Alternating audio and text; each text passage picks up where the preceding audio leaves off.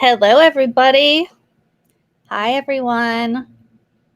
Welcome, welcome. Hello to everyone on YouTube. Hello to everyone on Twitch, hopefully Twitter. I don't know. We've been having some interesting things happening with going live on Twitter because they very recently I guess they decided that they're a bit ago that they're going to get rid of Periscope and have their own thing going after they acquired Periscope, but their switchover has not been super smooth, and we've had to do some things manually that should be just automated. So maybe hello on Twitter, I don't know. Maybe you're surprised and you're watching us on Twitter right now. But hello, everyone. If you are on YouTube, smash the like button because that gets more people, that gets YouTube to show more people that we are live. It kicks up their algorithm. If you are watching us on Twitch, then please follow us if you are not already. Do whatever Twitch chatters do in sharing Twitch streams. And yes, Dennis says that he just got the text. So that's a great reminder. You can't rely on YouTube for notifications, certainly. Twitch is a bit better about that. But we urge you to get on our text list. Text COUP to 370370, and that will ensure that you get a notification each time that we go live. And shout out to Sam, who just sent out the text for us. Thank you, Sam, who will be in the chat today. I am super sorry for going live so late. It is my fault. I was setting things up and getting things organized, and then I was talking to an organizer about a really important story that we're going to talk about today. But first, I want to say a warm welcome to Tina. You guys all know and love Tina Desiree Berg. So she's on with me today.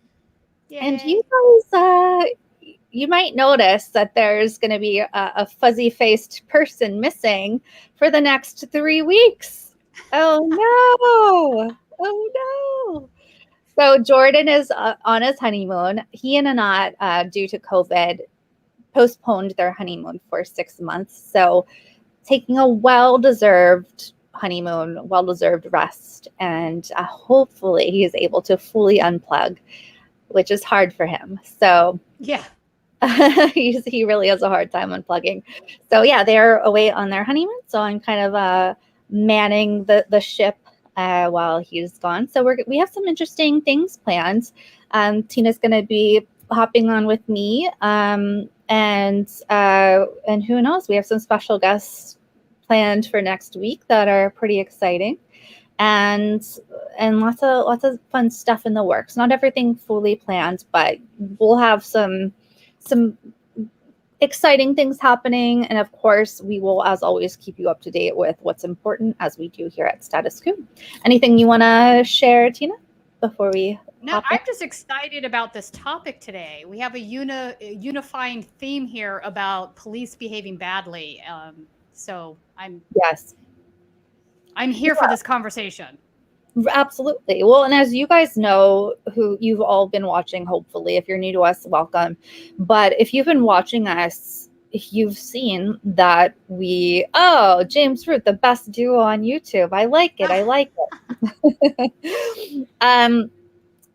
We've been, John's been reporting. He was in Minneapolis and then in North Carolina.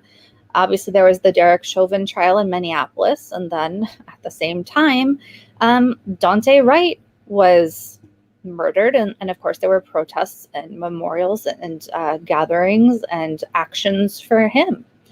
And then, Jen, can I point out something else? In that same period of time, we've had multiple problems with the LAPD, and also in Alameda County, which is North area in the Bay Area. There was somebody killed in the same way that George Floyd was, by an officer putting pressure on his back and neck. And for some reason, these are not getting the attention that they should be getting. So I don't know why that is. We've had, they call these officer involved shootings. That's the parlance that they use. That simply means that the police shot somebody. When you hear officer or OIS, officer involved shooting, and I think that's by design. I think it probably kind of minimizes the fact that the cops shot somebody. But we've had 12 of these in the last month here in Los Angeles. It's been almost one a day. That is just, I want to say it's unfathomable, that it's just unthinkable, but that is, that's why I had Colin make this. If you guys saw the thumbnail for YouTube, it says, "This is America." And it has the face of 3 Black men who have recently been murdered by police or law enforcement in some form. Yeah. And this is, as Tina said, it happens constantly. Yeah, it happens all the time. Nothing's changed. So, anybody that thought that the Derek Chauvin Commission was going to actually change the culture involved, they are mistaken. Not only has it changed absolutely nothing, it seems to me that people sort of behaved a collective sigh of relief, so to speak. A lot of activists did, and they disappeared. And meanwhile, things have not stopped. It's a daily thing, and it's not just in the Midwest. It's not just California. It's every state in the country. Right. Yeah. Well, and so, so and on our channel, we have all of this footage, Andrew Brown, from North Carolina. And so, you would say, like, out of people, generally people in the United States, we are very tuned in, I would say, out of the general population, extremely tuned in to police murders of Black people. We did not hear about the police murder or the jailer murder, correctional officer murder of who we're going to talk about today. We did not hear about it. And that, to me, is a failure of the national media. And just, I'm shocked and horrified. As I said, like, we're very tuned into this. So I'm talking about Marvin Scott III. And this case is just really, really sad. It's a case, we'll get into the full details, but essentially this man, Marvin Scott III, well loved by his family, well liked by everyone, suffered from mental health problems, schizophrenia, and he self-medicated, as a lot of us do. Bead pen right here. He was picked up for having cannabis and taken to jail and mistreated and ended up dead. He was having a mental health crisis and was picked up for weed, and he's dead now. I've got weed cops. Do you want to come get me? No, because I'm a white girl. Yeah. So they're not going to come get me. And Marvin Scott III is dead, and that's the difference. So we're going to dive into that case. It's awful. So yeah, for the first part of this, we're gonna show you some of the footage that was shot in North Carolina from Andrew Brown. Some very powerful words from folks there, and then we'll dive into some really just heart-wrenching facts from the Marvin Scott III case, and some just heartbreaking statements and things from his family. And I don't know. It's also the video from the protester. I'm assuming he's a white supremacist. Yes. That's just really. Oh. Yeah, that these white supremacists, these racists are everywhere, and that they are. But thank goodness this independent journalist has been on the ground. I've reached out to him, contacted him to try to meet up, see if we can either help boost his coverage or maybe get him to go live for us or whatever. And once you guys see a bit of this, I'll show a little bit of it until he gets back to us. But he captured this racist guy doing really horrible, violent things to people who are marching for Marvin Scott, and literally pushing Lee Merritt and a black mother, and right next to a cop. Nothing happened. Nothing happened to this guy. That's the thing that kills me. You've been out in the streets, Jen, and seen it. I've seen it and filmed it multiple times. There's definitely a so deeply obvious way in which the police respond to BLM activists or Antifa activists versus Trump supporters, outright activists, like whatever. The way they respond is so markedly different. I mean, it's indefensible. I don't know how they can continue to make the case for this. You know, I think back at all the times in the last year I've gone to film protests and counter protests, and some of the egregious things we've seen. For example, that time in Tahunga when there was a Trump supporter wielding a handgun behind a cop line. All the cops were facing the BLM people, ignoring what was happening behind them. And here's a guy wielding a handgun, like brandishing it. They did nothing. And then when it was pointed out to the police, the police didn't even bother to turn around and look.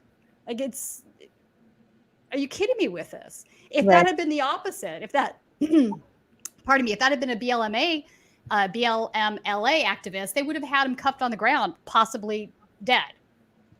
I can say that without equivocation. I don't think that's a controversial statement. And the fact that this persists, that this culture still is going on, even in the face of Derek Chauvin's trial, obviously they're not that threatened by it. Yeah, it's, gosh, and you'll see me do that a lot, like just sigh and say, gosh, because what else do you say to all of this stuff? It all adds up, and it's draining, and it's like you keep, all we can do is report the facts and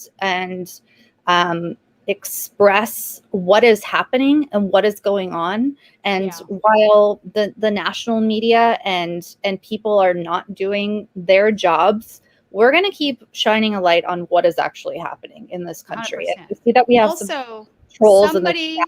So somebody had just asked, oh, sorry, Jen. You're cutting in and out a little bit. I thought you were done. Oh, sorry. Hopefully, let me know if that's happening for you guys in the chat too. Yeah, I don't know if it's my headset. But I also wanted to, somebody's looking for a contact for Alex Salazar, whoever you are, that did the super chat asking about that. I do have his contact. Go ahead and DM me on Twitter and I'll put you in touch. Good. Yeah. So it's not provided, $5. Yeah. So you heard Tina, go ahead and DM her and put you in touch. Yeah. Alex is great. A great resource and has a great story. If you guys haven't seen, I have him on speed dial often when I'm investigating police stuff. I'm like, Alex. Yeah, if you guys aren't familiar with him, he was LAPD and is a whistleblower, and he has a fascinating story because he essentially said, what descent is he of? Mexican or? I'm not sure. I know he's Hispanic. I'm not sure where his family is originally from, but. Okay. So he said, even being in the LAPD, he said, even though he's not a white person, he started to fall into a racist mindset himself, being in that culture and in that environment. And then he sort of woke up. He calls it super pig syndrome. Yeah. Yeah. So hearing his story is fascinating, and he has quite the story to tell. So we have some interviews, or an interview with him that's pretty recent. Tina does as well.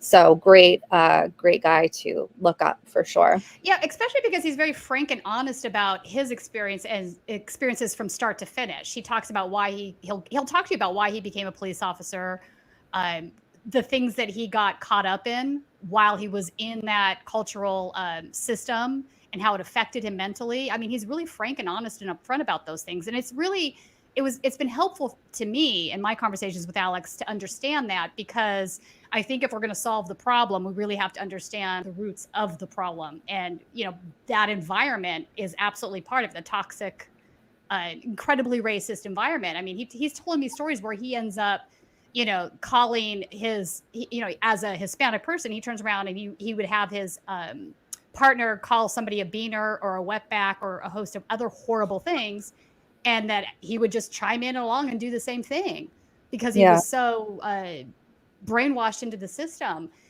Anyway, he's a very fascinating guy. Go back and look at the original interview we did with him. I guess that was like, I want to say 7 or 8 months ago. And then Jenn and Jordan had him on too. Yeah. Yeah.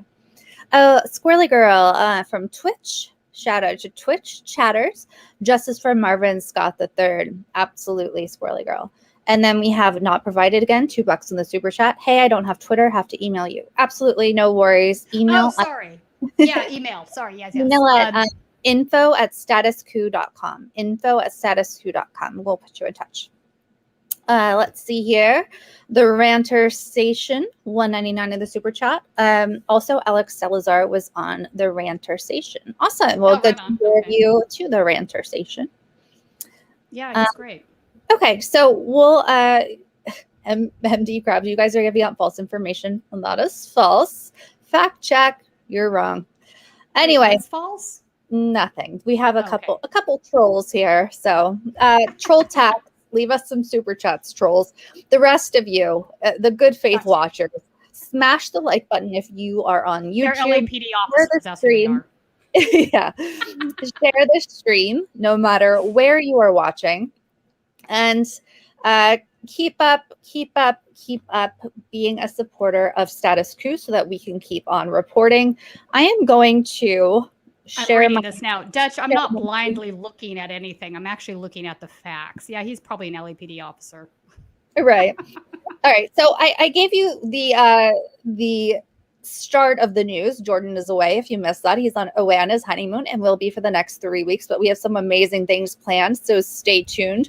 I also have some incredible news, and I should have had Colin make a graphic of himself with like a party hat and really fun things. But I have some great news about Colin Tooley.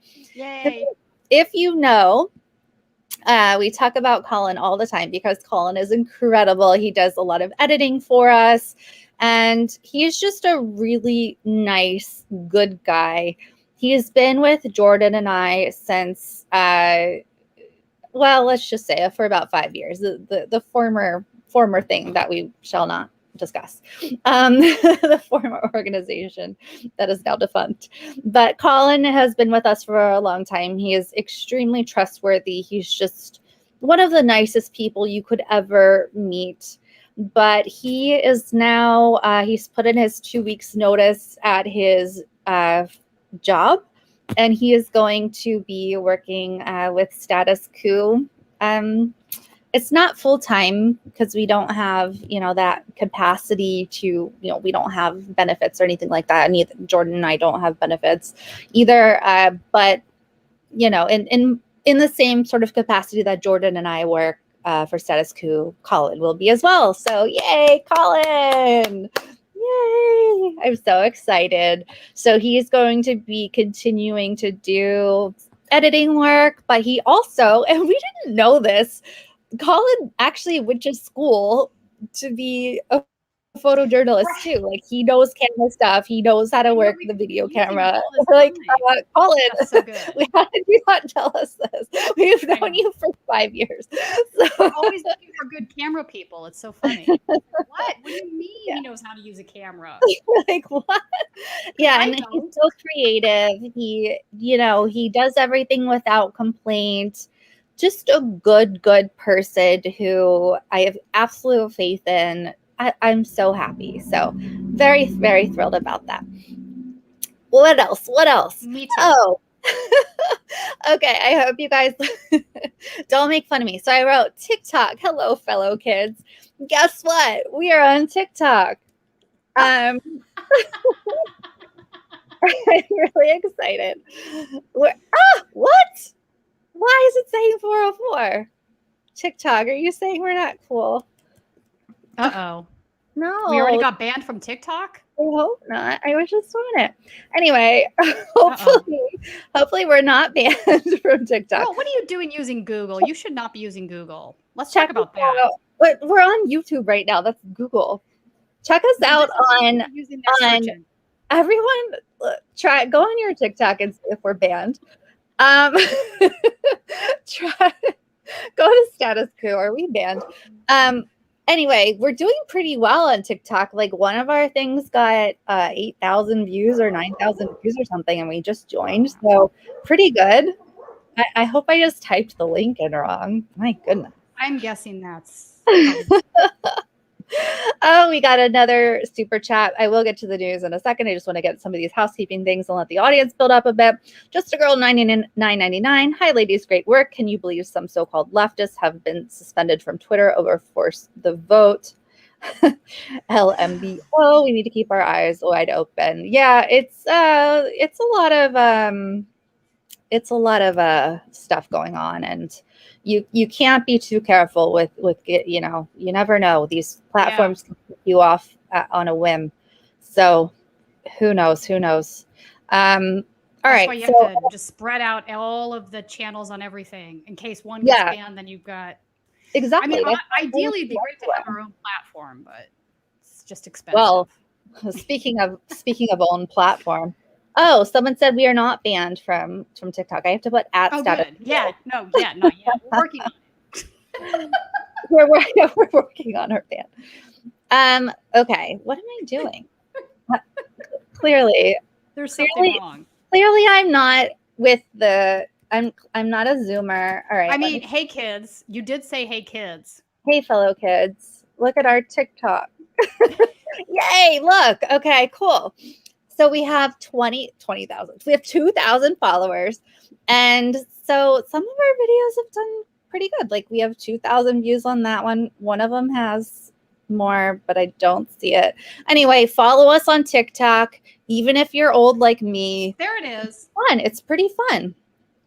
And we're posting, real content. Yeah. So here we have. However, I must mention something else, and that is I heard on the news that. Yeah. So that's the one where they were saying that they thought that the shooting and a murder of Andrew Brown was justified. And so we got a bunch of comments on that and people going back and forth in the comments. So TikTok is interesting. It's a real kind of community. People go back and forth, and so it's interesting. So follow us on TikTok, download TikTok. It's yet another way for us to share our content. So pretty interesting stuff there.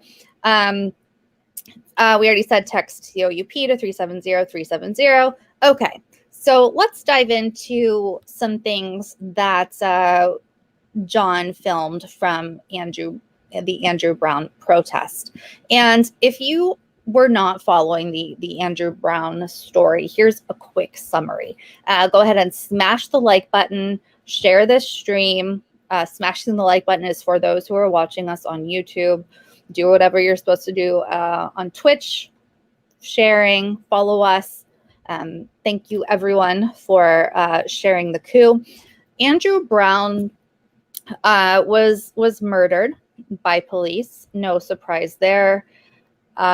He was a father of 7. And the police say that they had a warrant out for his arrest.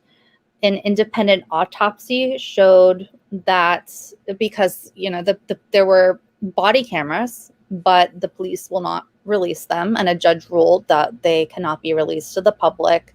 That's just outrageous. Can we talk about that? How outrageous. They released maybe 20 seconds, part of it to the family, but so the family initially could only see 20 seconds. So the story goes that initially the cops made it seem like Andrew Brown was just, the cops are there to serve the warrant, and he just sped away and was trying to hit the cops, and then that's why they had to shoot him. Then it came out that through the body camera footage that direct family was allowed to see 20 seconds, and initially they were not going to allow the attorney to see it. I believe they only allowed one attorney. That Andrew Brown was cooperative, but then they started to shoot him, and so he, you would do, because someone's shooting you, he started to back out in his vehicle. And so they killed him, and an independent autopsy showed that he was murdered with a shot to the back of the head. And so being shot, in the back. He didn't have a weapon. He wasn't a threat to these police officers. So there are additional body cams out there. These are redacted. The family certainly hasn't seen the full anything, and the judge has, even though the judge is allowing the family to see additional footage within 10 days of this announcement. So I think probably within 5 or 6 days. I can't remember. The days are kind of blurring together. Within a span of days, the family will be able to see additional redacted footage, but still not the full footage. So it's a horrible story. And it's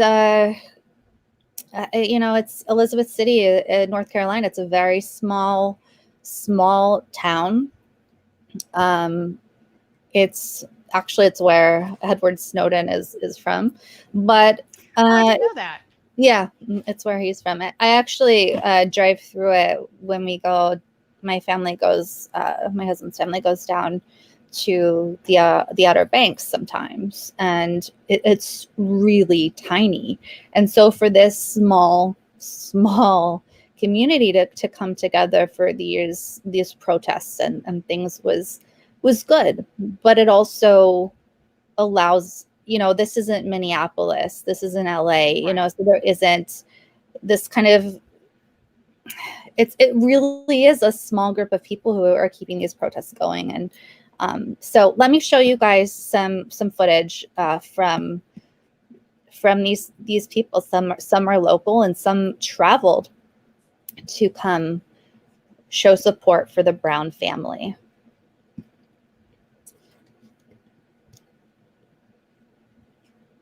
So this is a gentleman named Adonis Jones, and he is now local to Elizabeth City. So he talks about his experience. When I am looked at in this world, I am looked at, and they became my friends and family. I did not know Drew personally, but when he died, it came to me and realized I have a daughter. I have a mixed daughter. She is of Black and Puerto Rican descent. I am looked at in this world. I am looked at as a thug, a gangbanger, a hoodlum. I own a business. Just started it. I'm a chef, been in the restaurant industry for almost 10 years. Serve-safe certified.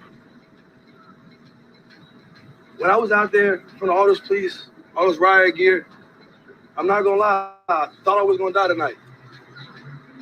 I thought I was gonna at least get beat up a little bit. I was expected to get tased, maced, pepper sprayed. They threatened to fire non-lethal tactical ammunition at us. For those that don't know what that means, that is your rubber bullets, your mace pellets, your shotgun beanbags. Those are still deadly if used in the wrong hands. But if you're willing to use those on innocent people, those same procedures could have been used to serve that warrant on Andrew Brown, pardon me. I have a little brother named Andre Brown. So when I think of Drew dying, I think of my brother Dre as well. Because he looks just like me. Another Black man. They get stereotyped. Those non-lethal ammunitions I was just speaking on, why wouldn't they use to serve that warrant on Drew? He still would be here today. A lot of people would still be here today. Seeing about 40 to 50 cops in front of my face with batons. Some of them look like they didn't want to be here. A few of them look like they did and they were ready to hit me. It made me think about why I'm doing this. I'm doing this for all of those children out there that look like me or that will look like me one day. I did that for them because if don't nobody do it, our same kids will keep dying. Wow. Less lethal. He's right about that. Lethal. Yeah. Less lethal or still lethal. That's what I like to call them, still lethal. But yeah, he's right. Why they shouldn't be used at protests whatsoever, but they could be used to apprehend somebody that they're serving a warrant on if necessary. But here's the thing. Oftentimes you'll hear people make justifications or excuses for officer-involved shootings. And my thing is this, is like, I don't care if the guy was a drug dealer. Does that mean he deserved to die? Right. Cops are not executioners. They are not supposed to be the judge and the jury in our system. So the fact that they're just out there executing people is completely unacceptable, no matter what the reasons are. I don't want to hear about what he was being arrested for, because it doesn't matter. Right. And then the other side of the equation is how many times have you seen them apprehend like a white serial killer, and it's all kid gloves and McDonald's? Yes. So this idea that they can't figure out a way to do that across the board is bullshit. Absolutely. I completely agree. And, you know, listening to Adonis and the reason that he's out there, you know, as he mentioned, and I should say, this particular event was a group of people who had been arrested, so in Elizabeth City, again, this was typically a fairly or comparatively small group of protesters compared to, you know, a Minneapolis, because of where it's located, because it's a small town. Even so, the town or the mayor or whoever decided to call a curfew, a very peaceful. There was literally no violence. Nobody threw anything at all at police. Nothing happened. Literally nothing. And they decided to call an 8 p.m. curfew on this small town. It's ridiculous. During the week, people work, and now they're calling this curfew. It's ridiculous. So, in peaceful defiance of this, a group of people decided to protest and sit in the road, including a pastor, including Adonis, and some others, which are up. Many of them are up on our channel. John got interviews with them, and so this Adonis, again, Adonis Jones was one of them, and he said, you know, he felt this fear. He didn't know what was going to happen. Anything could have happened. They did threaten, and we have this on camera. They did threaten to use those less lethal weapons on them. They did say over and over, you know, you could be injured with, you know, XYZ. We could use these on you. They said it over and over through their blaring horns. And as Adonis said, yeah, as Adonis said, I'm familiar with those blaring horns. Right. As Adonis said, he's a business owner. He's a hard worker. He's, you know, he's just living his life, and he's looked at as a thug and a hoodlum and a gangbanger. And the reason that he was willing to get protested for simply peacefully protesting, for simply standing with the Brown family, is because if he feels if he doesn't do it, if they don't do it, then it's just going to keep happening to his kids, to their kids. Someone has to do it. And so I think it's, you know, really admirable. And there's some other interviews up with Adonis, and he's a very strong person, strong character, and inspiring. So I don't, it's just maddening. Just how can these cops think that they behave the same everywhere? There's a unifying behavior culture that you see, whether it's Elizabeth City or Los Angeles or New York or Milwaukee or St. Louis. There's just a culture that transcends every single one of these police departments, no matter how big or small. And it's that they can do whatever they want. They can be threatening, and it's perfectly acceptable. They can infringe on First Amendment rights. I mean, why are they calling an 8 p.m. curfew for folks that are just utilizing their First Amendment rights? And why are they threatening to use less lethals? You know, we had a situation just 2 weeks ago here in Los Angeles, which is another example where the NLG went to get a restraining order against the LAPD for using less lethals because they were anticipating that there would be protests in the wake of the Derek Chauvin trial. And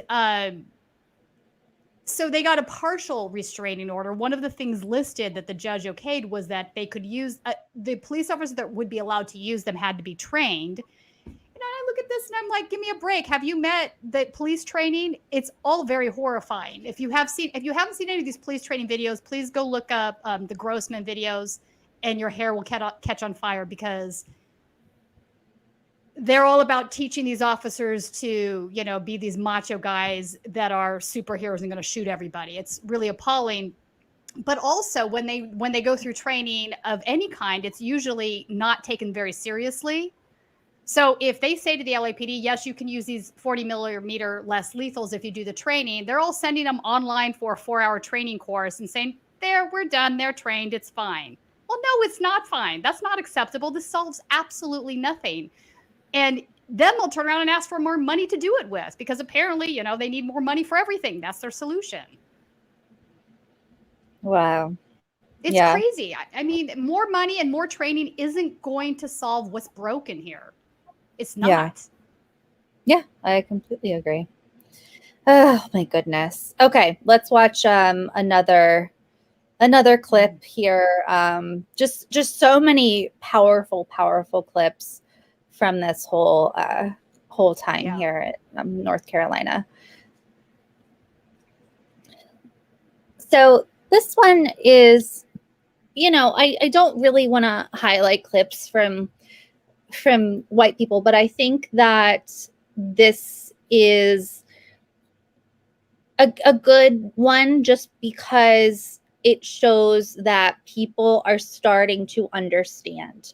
You know, people who don't have the lived experience are starting to understand. You know, middle-aged white women are starting to get it. So I wanted to show this one because of that.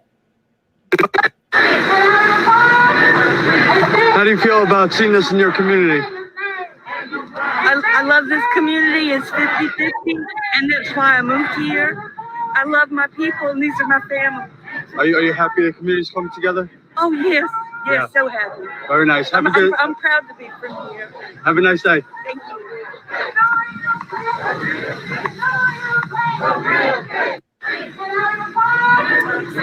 How do you feel about seeing this in your community? So that one was, I thought, cute and nice, just because, you know, the protesters were marching down the street, and there was, you know, this woman was just driving by in her vehicle. She didn't know that they were going to be marching by her, and so she had a Black Lives Matter sign in her car. Maybe she had been to a protest store or something already, and you know, she had it ready and she was holding it up in support, and it was just a good moment. And I hope, maybe I'm too hopeful, I hope that this means that more people are going to start getting it. Maybe even conservatives. Maybe, you know, maybe if the media actually starts doing its job, maybe those conservatives will start to get it. Right. They should get it. I mean, if you're a First Amendment absolutist or you're a free speech absolutist, this shouldn't be up for debate whether or not people, I mean, your right to protest is ingrained in the Constitution. And most of the time, it's the police I see escalating things at protests. Whereas if they had just let folks do their thing, things would eventually just die out and people go home, right? But the police always generally show up, escalate things, and then shit just goes awry. I will say this, though. The day after the Derek Chauvin, or the night of, I should say, there was a small celebration that was going to be a protest, but turned out being more of a celebration at Beverly and Fairfax in the middle of Los Angeles. You know, one of the things they did was kneel in the street for 9 minutes. But the LAPD showed up in full force, like, you know, 500 cops or whatever. But what was interesting, what ended up happening is the protesters chased the cops down the street and away, which I've never seen happen. They had just were like, we are just having our speeches. We are having our moment. We are not going to have you guys come in here and start roughing everybody up. And for whatever reason, there was more protesters than cops, and the cops turned around and hightailed it out of there. And I've never seen this happen. Wow, that's interesting. I never have seen anything like that. I know. Well, it was like, my goodness. that's happening. So I think the reason why is people are fed up. They do see it. I'm speaking to your sense that maybe things are changing. Even the Karens of the world are maybe understanding the problem. Yeah. I think that is true. When you've seen enough of these murders happen, especially when it involves mental health crisis situations where the LAPD or whatever police department shouldn't be showing up in the first place. They should not be tasked with doing that. It's ridiculous that that's what's happening. Conversation for another day, I suppose. But I do think people are getting that. They want to be able to feel safe in their neighborhoods. And the guys that they're supposed to trust, that are supposed to protect and serve them, obviously aren't all that trustworthy if this is what they're doing. You know, how many videos do you have to see of a cop just being violent for no reason before enough is enough? Right. Yeah. Okay. So I have, I think, one more from North Carolina. I just really wanted to catch you guys up on North Carolina, just because there was so many incredible things and so many incredible speeches that happened this past weekend. So this is another police murder that I feel like flew under the radar a bit. Fred Cox's murder. So this is Fred Cox's mother standing in solidarity with Andrew Brown's family.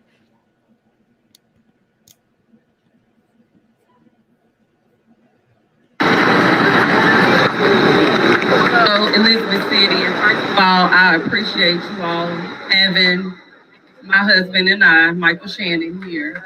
Thank y'all so much. Secondly, I really appreciate the way that you all are fighting for justice for the Brown family. They deserve it. On November 8th, 2020, our son was murdered in a church by a detective. We still don't know his name.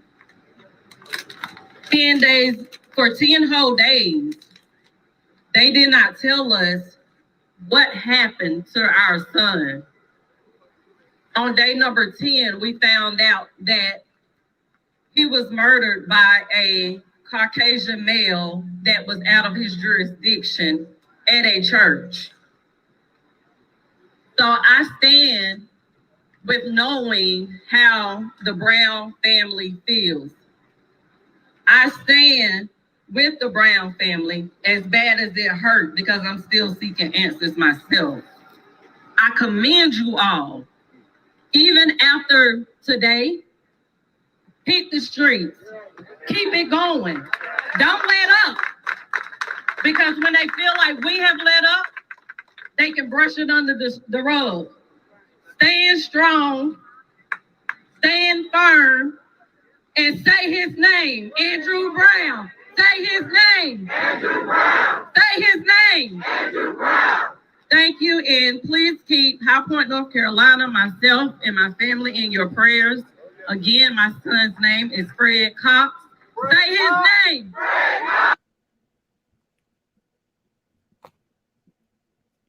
That's one of the things that has really stood out through this is the solidarity that is shown between this sorority, this group of mothers that is part of this. I don't know what you would call it. No one wants to be part of this. Yeah, this group of mothers who have lost their children to police murder. And I say it's outrageous that she doesn't know the name of this officer, and this is not unusual. You sound a little low now. I don't know if it's. You sound lower. I don't know if it. Sorry. Yeah. Hang on. You're fine. I turned it down because Hypatia was barking, and I wanted you all to hear the video. What I was saying is that the fact that she wasn't given the officer's name, the detective's name, this is absolutely outrageous. It flies in the face of transparency that should be just matter of fact. Of course, you find out the officer's name, they give it to you. but it's not unusual. I mean, we have circumstances again here in Los Angeles where the sheriff's department still has not disclosed the names of detectives that have shot people. How is this acceptable? This should enrage everybody in the country. These officers are employed by us, the taxpayer. They should be doing and listening to us with what we want and need. And if we say to them, we need more transparency from you because some of you are obviously behaving terribly, you're committing murders, you're committing all kinds of other crimes. If you're the LA Sheriff's Department, you're dealing drugs, you're, running guns on top of it. It's crazy that we can't get transparency from what is more or less becoming an occupying force in our country. Yeah. And it seems like there's no recourse unless there's none. There are huge protests. And even then, maybe a little bit, only then. Yeah, in a way, it's almost like they offered Derek Chauvin up as tribute. Yeah. I mean, I will say this is the first time we saw officers testifying against a fellow officer, which is unusual. That needs to happen more often. That is a good thing. But at the same time, I think they were trying to placate a very angry population that's kind of fed up with the racist cops. They're fed up with the militarization, could not get that word out, of the police force. And there's Hypatia. The anger isn't going to be driven away that easily. I think it's here to stay. I think it's also tied into the fact that they are sent on calls that have roots in either mental health issues or roots in income inequality. All of these things are coming together in what is a perfect storm at this point. And we might go through lulled periods of quiet where the protests aren't as strong, but I don't think there's turning the clock back on this. I think we're moving forward into a direction where reform's not going to be enough, because I don't think it's reformable. We see enough of this stuff and you go like, how was this reformed? It needs to be burnt down and rebuilt. Whatever it is, it's so fundamentally flawed from start to finish that I don't think, that's just my personal opinion I'm giving you right now. I don't think it's reformable. I agree. It's not reformable. It's incredibly flawed. And it is, this is also something that Adonis Jones said. He said, when you're at the grocery store and you open a carton of eggs to check it and one is cracked, you don't just take out that one egg. You get rid of that one and you replace it.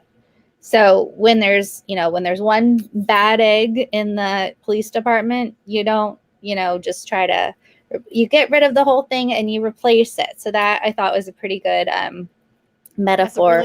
It's a really good metaphor. Yeah. It's a really good metaphor, because this idea that it's just a few rotten apples spoiling the bunch is just absolutely wrong, in my opinion. It's the entire system from bottom to top that's just so fundamentally flawed. Yeah. And the training thing, I'm going to harp on that a second time, because I can't believe how many people still think training is going to fix the problem. No, it's not. The training that they're receiving now is just grotesque on so many levels. I mean, where do you think all of these officers are learning this stuff? Yeah. Oh my gosh. And you want to see how really racist and corrupt the culture is. Look at some of the disclosed emails from FOIA requests that are floating out around on Twitter, on the archive, whatever. Listen to them talk to each other when they don't think anybody else is listening, right? I mean, it reminds me of that Valentine's Day card that the LAPD was sending around. Some of these officers were sending this LAPD card around that had a photo of George Floyd, and it said, "You take my breath away." I mean, this is fucking disgusting. How do you reform that? Disgusting. Yeah, and how could you? They don't see the problem. They send it out to each other via their emails. They don't see the problem.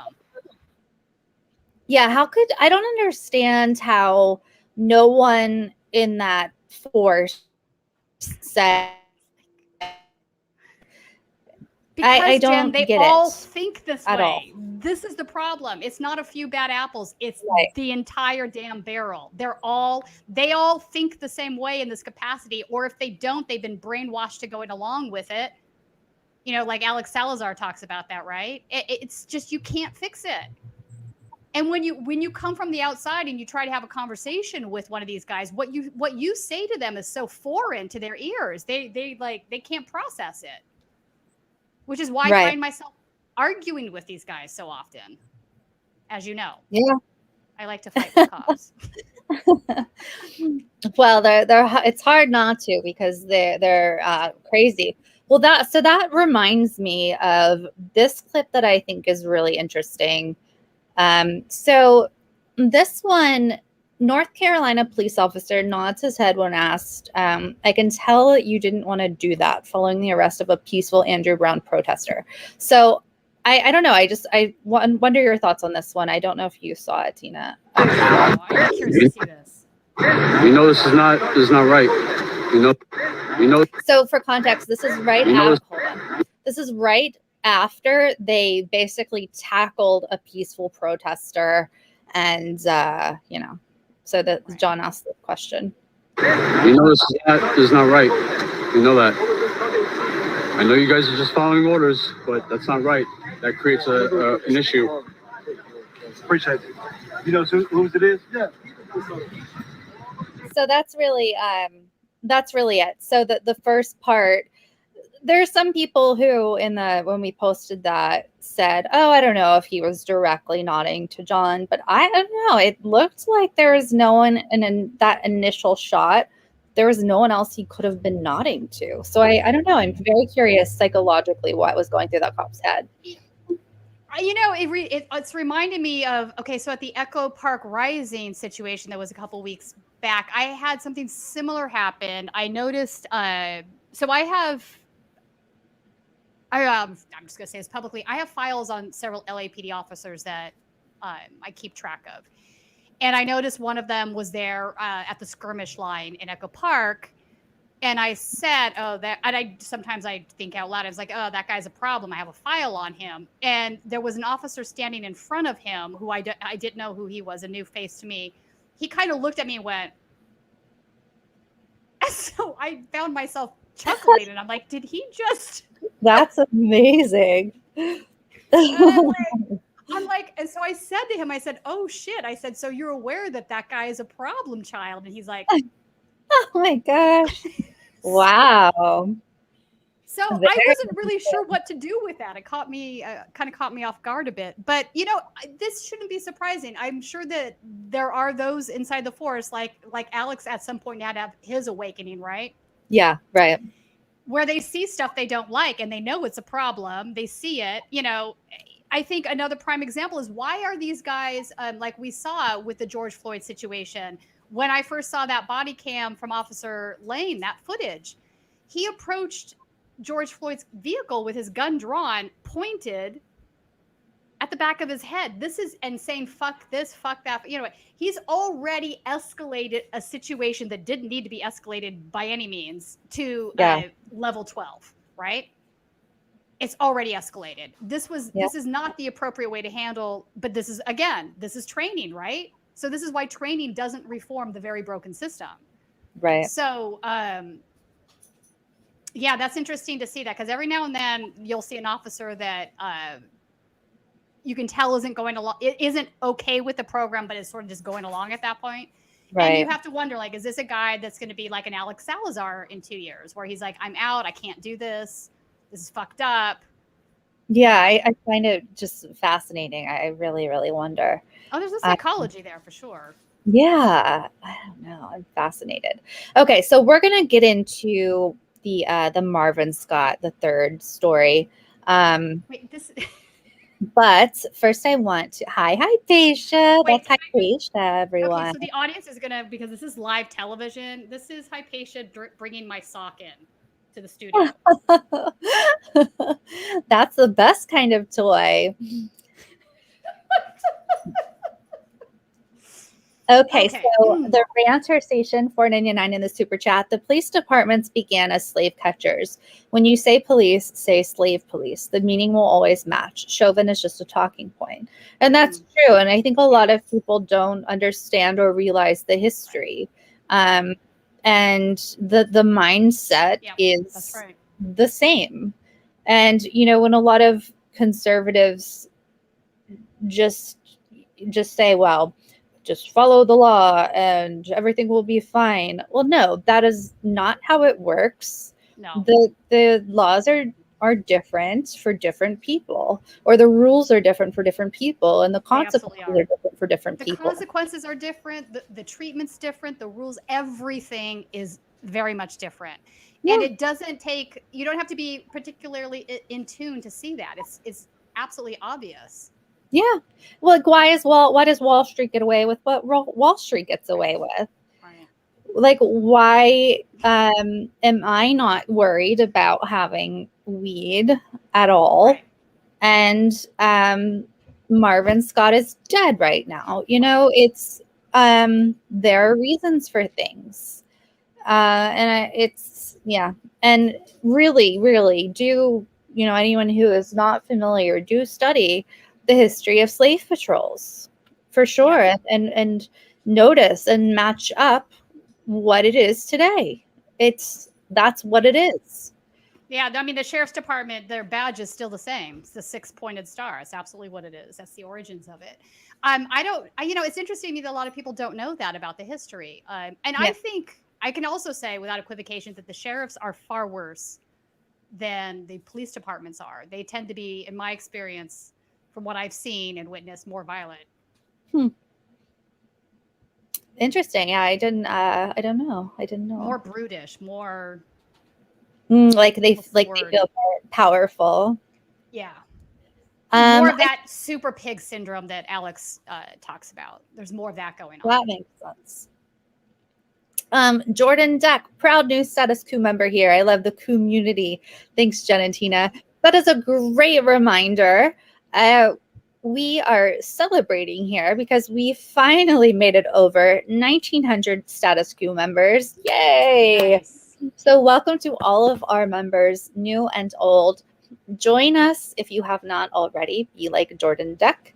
Statuscoup.com/join. You get access to Ask Me Anything members calls with Jordan and myself, and Tina joins often, and all kinds of fun. Hypatia. We reveal way too much information behind the scenes. You get access to behind the scenes member videos, member diaries, access to our members only Discord chat, all kinds of stuff. Just $5 a month. And really, this is how we sustain ourselves. You're helping to sustain our reporting. This is the reason we were able to be in Minneapolis, the reason we're able to be in North Carolina, the reason we're hopefully going to be reporting in Texas on the Marvin Scott case and protests. And that's how, that's why Jordan and I have been breaking stories on the Flint water crisis. Now that we have COVID's almost done, we can go back to traveling. Yeah, you guys are the reason that we can do this. So you guys own a piece of this reporting. Statuscoup.com/join, $5 a month. So thanks for joining, Jordan. So thanks, guys, so much. Now we're gonna get to this this horrible story, the Marvin Scott story. It's buckle up, because this is a really, really, really, really sad, horrible story. Unbelievable. 1 second, let me make sure I did. Okay. I'm making sure I'm on the right screen here. All right, so first I'm going to show you a cartoon series that a wonderful cartoonist, hopefully it's going to take me directly to this post. Hopefully. Oh, no. This cartoonist does a great job. He often he or she, I'm unsure, illustrates these police murders and social justice issues, and does a great job of really breaking down what has happened. And so I contacted this artist today, and I asked for permission to share this on the stream today, and they were very kind and said no worries at all. So this is at The Fake Pan on Instagram. I urge you to give them a follow. So here succinctly is what happened to Marvin Scott III. On March 14th, 2021, Marvin Scott III was inside an outlet mall in Allen, Texas. While in the parking lot, Marvin was observed mumbling to himself, which drew the attention of police. According to Lee Merritt, the attorney representing Marvin's family, the police found a single joint laying next to Marvin, and he was arrested.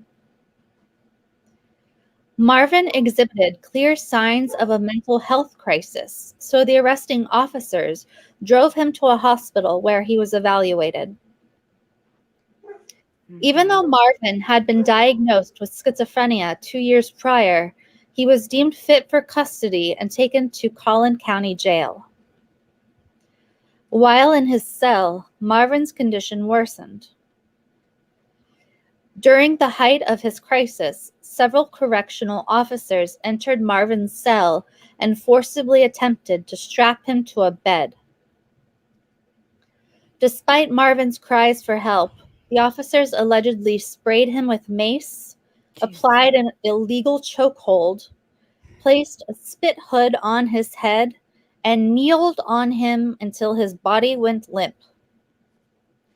Shortly after, Marvin was transported to a local hospital where he was pronounced dead. On April 29th, Marvin's death was officially ruled a homicide. The 8 officers involved have been identified as Alec Diafada, Andre Cardina, Austin Wong, Blaze Mikul, I don't know how to pronounce that, sorry, Mikulwitz, Christopher Windsor, James Sholin, Justin Patrick, and Rafael Paradas. He was a gentle giant. He would do anything for anybody, his sister Lachey Batts said at a news conference after his death. Y'all really took away a good person, a really good person. He was amazing. So those are the basic facts. We're going to dive in deeper, but I think that the succinctness of those illustrations really drive it home. And I think that artist Pan did a great service in drawing it that way and making it digestible. Again, so I urge you to follow that person. It's so disturbing. And, you know, this isn't the first time we've seen this, right? Daniel Prude, remember his story from New York? They did the same thing where they put a hood over him and pinned him down. This seems to be I don't know how they think this is an appropriate way to handle a mental health crisis. It's just so fucking gross. I mean, sometimes I can't say anything more than that. It's right. Unnerving to me that this is commonplace behavior with the police. They shouldn't be going to these. I feel very strongly that if somebody makes a 911 call, it shouldn't automatically be routed to police response. Right. And, absolutely. And in most cities, it is, unfortunately. I think Eugene, Oregon has a pilot program where they actually have a crisis response team that's psychologically based, where they send these folks out instead. But that should be more common. We'd see fewer murders if this was the case. But even so, why do they feel the need to put these hoods on these guys and pin them down to the ground? I mean, that's just so barbaric. What part of their psyche is telling them that this is appropriate behavior time and time again?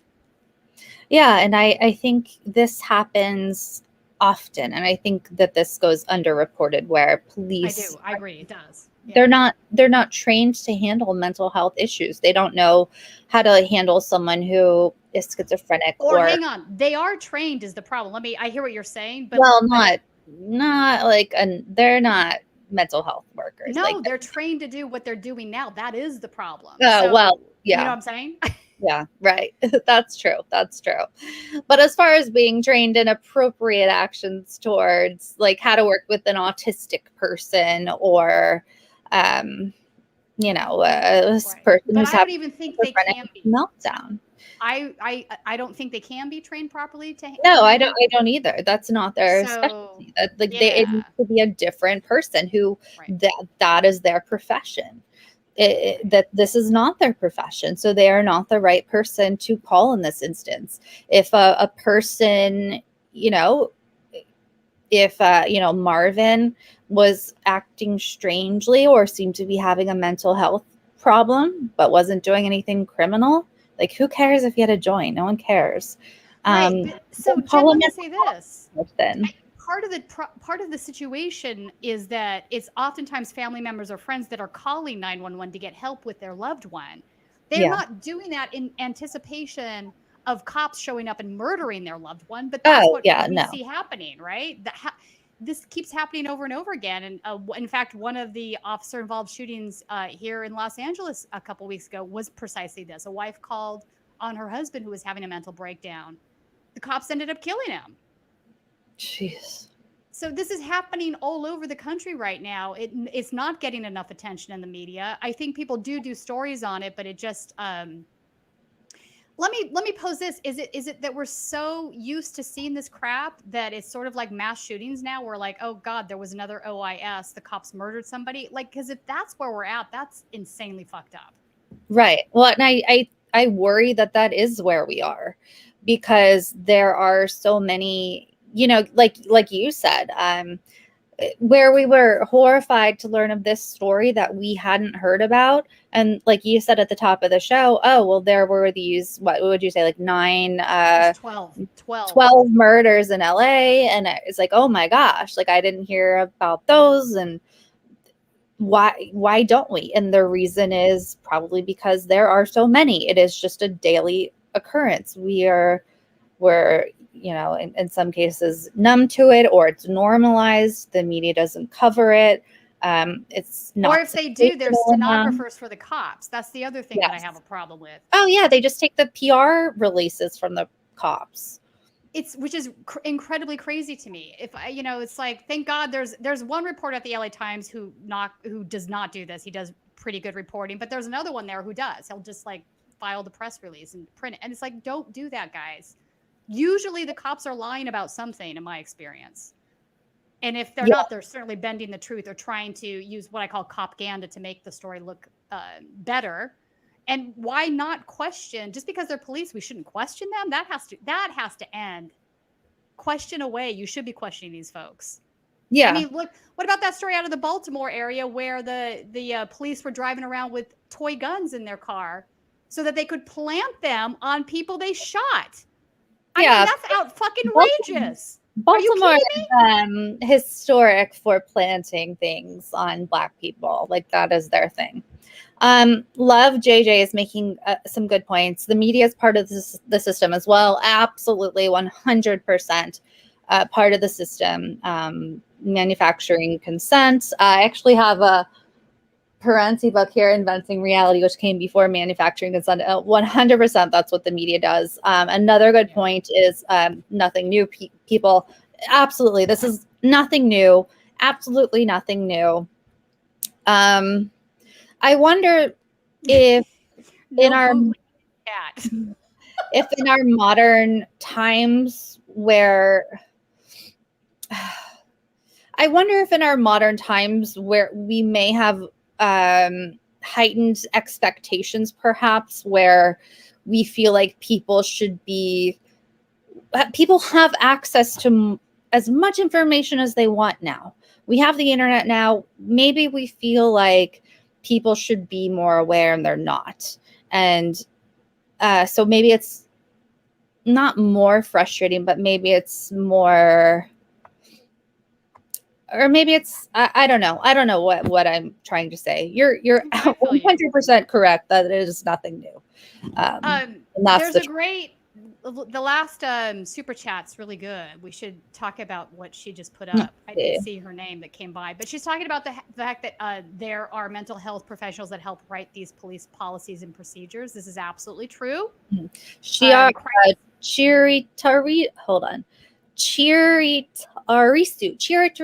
Hopefully I said that right. $5 in the super chat. Also, this isn't just an issue amongst police, but mental health professionals who help write the policy for practices such as the spit hoods and what's TOBR. I don't know what TOBR is. Maybe she can let us know. Okay, But, yeah, maybe let us know but about the spit hoods and some of those other things came out of a crisis intervention team program that originated in Memphis, Tennessee. So yeah, she's correct on this. They definitely consulted, which is why I go back to this thing about training not being the placebo or the cure, not the placebo, the cure that people think it's going to be. It's not going to change a thing. So really, the cops should not, period, end of story, be responding to any types of calls like this. Period, end of story. That is like, that is not a movable line in my opinion. Well, and I like the mental health issues or mental health professionals who are doing it for the police, or who are writing policies for the police, are truly doing it for the police. And so if mental health professionals are put in place for the people, then the hope would be that they're truly doing it for the people. I mean, who knows, because it would be the system hiring these people. Yeah. But, right. So they're already self-selecting. The police department is already self-selecting for a certain personality. I don't think that's a controversial statement. And also keep in mind that the police department does employ psychologists and mental health professionals, not only to deal with their officers when they need therapy, and believe me, that's probably not often enough, but also when they're dealing with certain calls with, like, for example, the LAPD has the threat management unit here in Los Angeles that deals with stalking calls. And a lot of those folks are mentally unstable. So they are definitely part and parcel to the system. And again, this is why it's the system that's the problem. Adding more of those folks to the system isn't going to fix it. It's just too fundamental. It's too fundamentally broken. That makes sense. Shia Tarisu got back. Okay. Top of the bedroom screen. Thank you. Yeah. Okay. Yeah. So yeah, that makes sense, and it's a great point. Absolutely.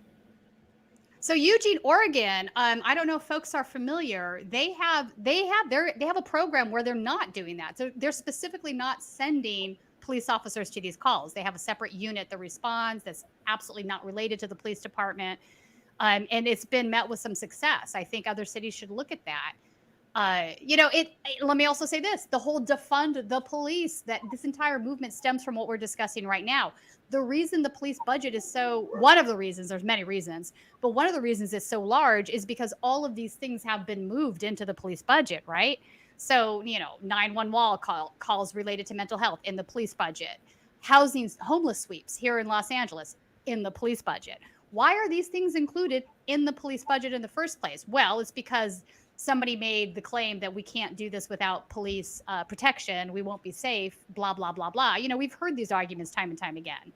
But this is bullshit, right? It's all bullshit. And then after they get the money, it's impossible to defund them, because then they send the police union after you. If you're a member of the city council and you try to have any sort of legitimate discussion about this, they'll end up doing what they happened. We had a city council member here in Los Angeles where 500 police officers showed up at her office, surrounded her as she was leaving in the parking lot, threatening her.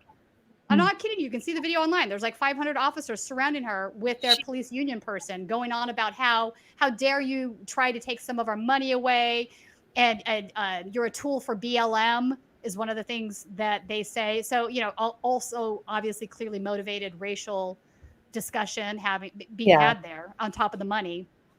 And then what they end up doing is, okay, so now you're going to do that. We're not going to police your district anymore. And we're going to tell all of your constituents in your district that they can call you as to why they're not getting a response on their phone calls to us. So now they're threatening with this. We're not even going to police you now. Screw you. We're just going to sit in our offices and do nothing until you give us our money back. So again, it's so systemically broken.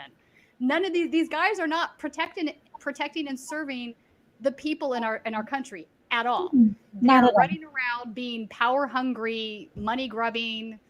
It's too much. I mean, the money too. I mean, the undersheriff in LA made $750,000 last year. How does that make sense? Are you kidding me? Oh, wow. Imagine what that money could do for the community. And $750,000. The president doesn't even get paid that. No. What the hell? Nowhere near that. Jeez. Oh my goodness. Okay. Not provided, $5 in super chat. Sorry to bug you again. Just wanted to make sure you got my email. I can't check the email right now. I can check it when I get off the stream, but I'm sure. Is this about Alex Salazar? Yeah, we'll get. Yeah. I'll definitely. I promise. If I'll get it you send it to info@statuscoup.com, I'll have gotten it. And I think you missed a few chats. It goes. They disappear, so we can't get them all when we're actively talking about the story, but. We'll get to them at the end. Why do they disappear? That's very annoying. Can I just file a YouTube complaint on that? Because we should. There should be a way for us to look at. I wish YouTube would have a spot like where we could have a drop down and just pull them all up or something. That would make it much easier. But definitely, we appreciate the super chats. You guys help keep us reporting. Join as a member, statuscoup.com/join. Really, really helps us. Let's get back to more details of this important story. Yeah, sorry, I went off on a tangent. No. Of Marvin Scott III, who was murdered by correctional officers. So this is out of the Dallas Morning News, which will give us some additional details here. Collin County Medical Examiner rules Marvin Scott III's in custody death a homicide. Scott's family called for arrests of jailers after viewing video footage of his death at the Collin County Jail. So initially, they were not able to see the video footage, and so they had to really press to be able to see it. And it was the video footage was quite long, and I have to imagine traumatizing to see. Mm-hmm. I can't speak for the family, but they did a press conference, and I'll show a clip of that, and I just can't imagine. The Collin County Medical Examiner ruled Marvin Scott III's death a homicide Wednesday, so this was April 28th, more than a month after he died in custody at the Collin County Jail. So again, this story, this was a month, as of April 28th, this happened a month before then, and we hadn't heard of this story. Yeah, which is crazy. Which, like you said earlier, Jen, I feel like I'm dialed into a lot of these stories because I look for them, and I had not seen this, and I'm just mortified by the entire thing. Yeah, we're extremely tuned into this, and I wish I knew of this right away. Yeah. Scott's family called for arrests at a news conference after watching video footage with Collin County prosecutors of Scott's last moments. What we've seen today is horrific, inhumane, very disheartening, and we want these individuals arrested immediately, Scott's mother, Lysandra Scott, said at the news conference, which was attended by more than a dozen supporters. Collin County Medical Examiner Dr. William Rohr said Scott's cause of death was fatal acute stress response in an individual with previously diagnosed schizophrenia during restraint struggle with law enforcement. His manner of death was listed as homicide, according to a news release. A final autopsy report will be released later, and as far as I know, that autopsy report is still not released. A spokesman for the Collin County Sheriff's Office said because the Texas Rangers are conducting a criminal investigation, the office could not comment on the possibility of arrests. Sheriff Jim Skinner fired 7 jailers, and another resigned after Scott's death. One of the jailers was reinstated last week through the civil service process, a decision Skinner has said he disagreed with. Sheriff Skinner from the start has said that this is an incredible tragedy, and he continues to stand by that today, Captain Nick Bristow said. A spokesman for the Collin County District Attorney's Office said the office does not comment on pending cases. So the sheriff did refuse to name the jailers involved, but the Dallas Morning News did obtain the names of those jailers. So here's some more information about those names, which were read in the cartoon from earlier. So Blaze Mickelwitz worked for the Collin County Sheriff's Office since December 2019. Before that, he was a jailer and peace officer, what is this new thing where they are called peace officers? It's not it's not a new thing. Why is this? Why? That's traditionally what they've been called. We sort of went away from that parlance for a while, but now I think they're bringing it back intentionally because it makes them sound less aggro or something. But, look, everything they do is by design. It's never a mistake. A lot of the language that they choose to support is always by design. I call it propaganda. Yeah, it seemed intentional that it was starting to swirl around now because Yeah. Peace PR. officers. But why are the media picking up on that? That is the last term that I would use if I was writing about the police department. Right, absolutely. Like, it wouldn't even cross my mind to say such a thing. I would look at that and say, why are you folks calling yourself peace officers? I'm going to call you the unpeace officers. You're not interested in peace. That's what they call propaganda. That's what I call it, yeah. Okay, so a peace officer, let's say a police officer in the Dallas County Sheriff's Office for more than 7 years, beginning in July 2012, and the Denton County Sheriff's Office for 5 months in 2012. He worked for the FBI as a peace officer. Yeah, because the FBI is known as like bringers of peace for 23 years before working as a jailer. So this guy obviously, he's not just a corrections officer or a jailer. Like, right. He has extensive history in the police force, in the FBI, etc. Right. Mickelwitz retired from the FBI in 2011 and was serving as the commander of detention services in the Collin County Sheriff's Office until his firing. Messages left on phone numbers associated with Mickelwitz were not returned. Austin Wong was a jailer with the Denton County Sheriff's Office nearly 7 years when he left in December 2017 to work in the Collin County Sheriff's Office. He'd been there just over 4 years. A person who answered a phone number associated with Wong said he was not Wong. Justin Patrick was a 9-year veteran of the Collin County Sheriff's Office, where he worked as a jailer since August 2011. A phone number for Patrick could not be found. Well, I will have to do some digging, and I bet I can find it. Raphael Paredes was a jailer with the Collin County Sheriff's Office for just over 2 years. He began working there in December 2018. A person who answered a phone number associated with Paredes hung up after the reporter identified herself and did not return a message left after a second phone call. James Sholin was in his 4th year as a jailer with the Collin County Sheriff's Office. He began working there in October 2017. Messages left on phones associated with Sholin were not returned.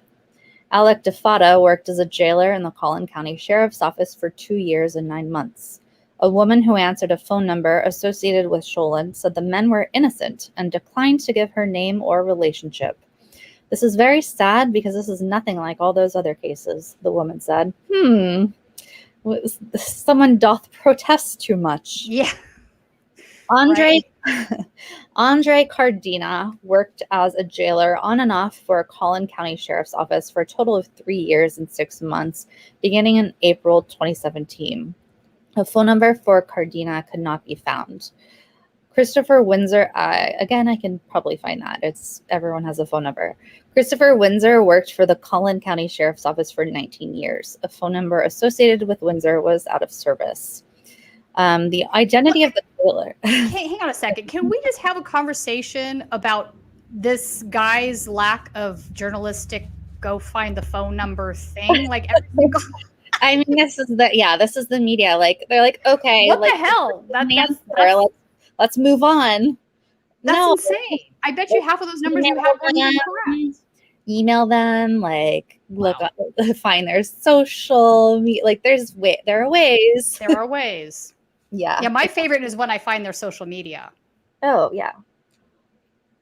Because it's always telling. You gotta be dogged. You gotta go for it. You can't just call and like be like, oh well. Yeah. That's it. The identity of the jailer who was reinstated is unknown. After one of the officers was reinstated, the sheriff's office said Skinner was considering his options before the full Civil Service Commission because he disagreed with the decision.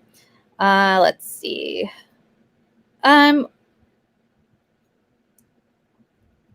Okay, so this is a long article, so I definitely urge you to read the full thing. if you have not, these other images here, I'll briefly show you, are simply the already covered in that article. This is the Collin County Sheriff's information release on Sheriff Skinner terminating the 7 detention officers involved.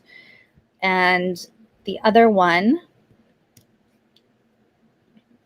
is the medical examiner declaring that it was a homicide. Mm-hmm. So, but then nothing came of this yet. As far as arrests, no. Mm-hmm. No arrests. So this I'm going to play just a little bit of, because there's especially one line that I find pretty revealing here.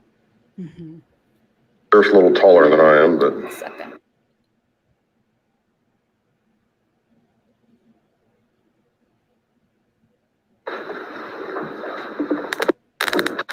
And by the way, it glitches. It's not my computer. It's just a bad video.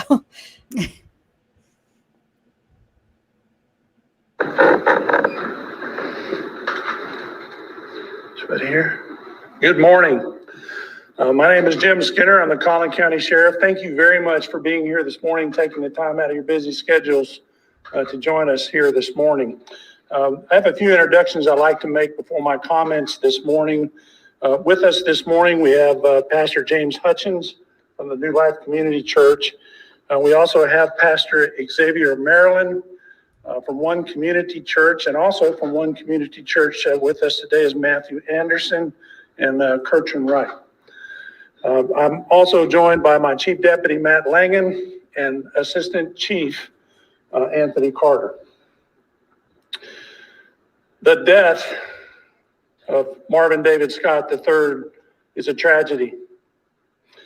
On Tuesday, I met with Marvin's family and his attorney to express my condolences and to try to answer any questions that I could.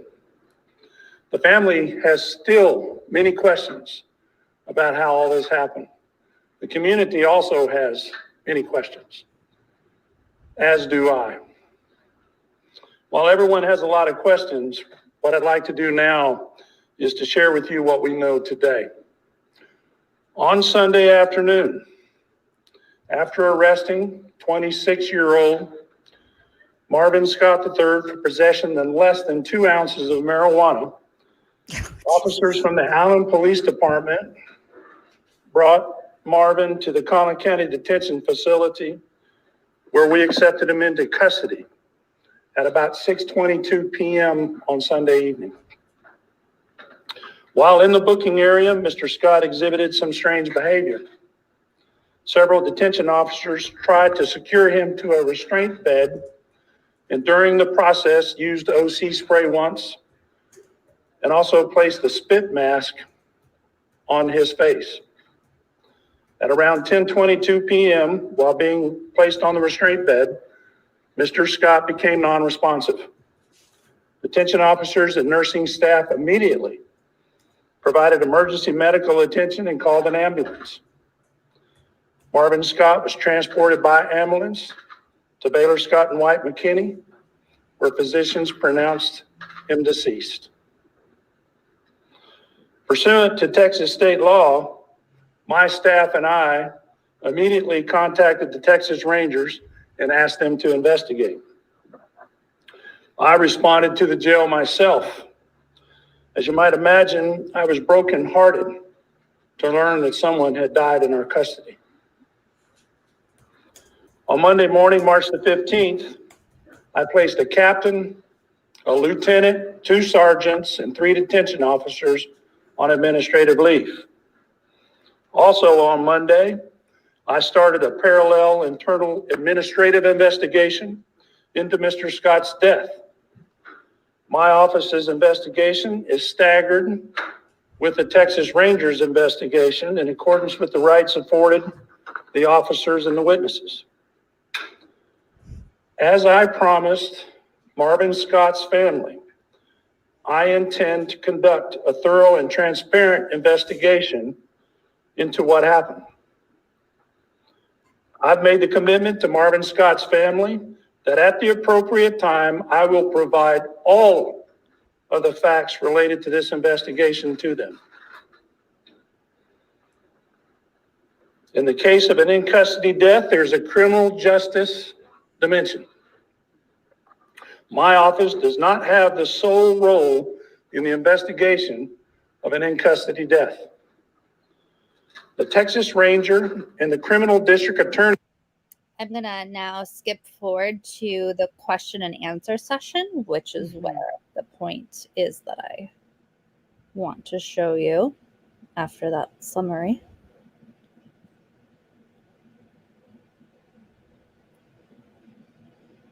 I got here late. I'm Inspector. Can you just give me the Cliff Note version of the event? Some of the questions are quite low. And do you foresee these officers being on administrative leave? Okay, great question. I'm going to defer on the Cliff Note version of events. I included some of my comments a few moments ago, just basically about the arrest and then being brought to the to the sheriff's office, and then of course him being transported to the hospital later. With respect to how long the investigation will take place, I don't have the ability to tell you how long that will be. I know simply through my years of experience as a peace officer that the Texas Rangers are a very thorough investigative agency. And I am confident that they will turn over absolutely every stone that there is related to this incident and put this together in a proper way for presentation to the criminal district attorney. I do not know how long that will take. Our investigation is parallel but staggered. In other words, we don't want to get out in front of the Rangers, and that's for all the obvious reasons. We don't want to do anything that might affect their investigation.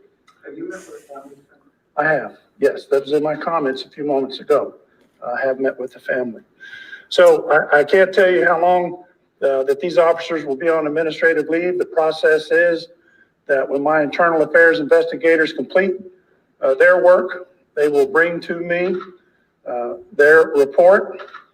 At that time, I will make those necessary decisions related to whether or not policy violations in fact occurred. No, how about we arrest them for murder? I assume that means you've already reviewed what video you can yourself.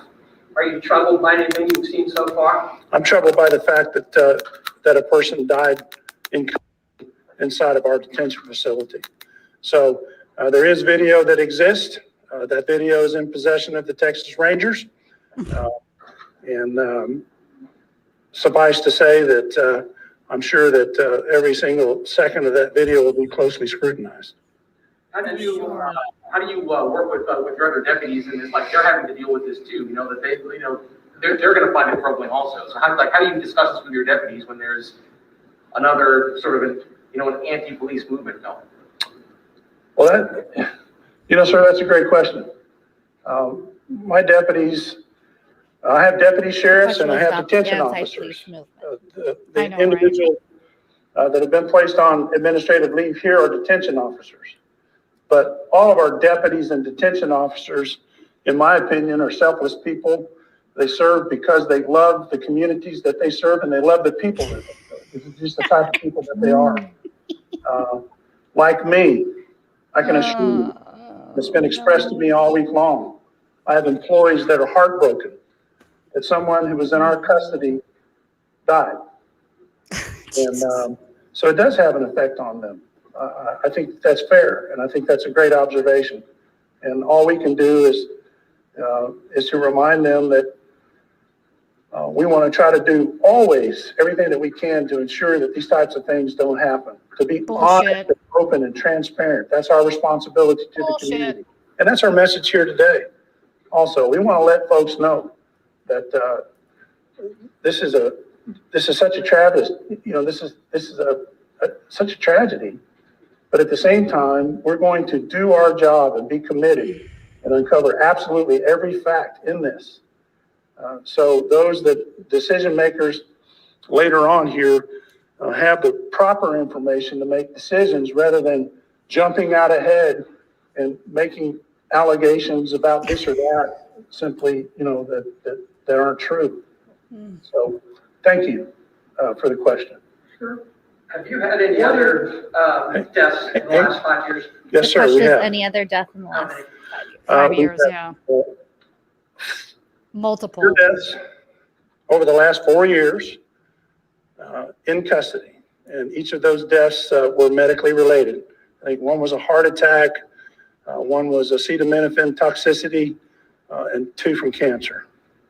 So I assume nobody was placed in administrative leave in relation to any of those, were they? Or No, sir. okay. Was anyone Yes, placed sir. in administrative leave following? And he said no. So that was the point that I wanted you guys to see.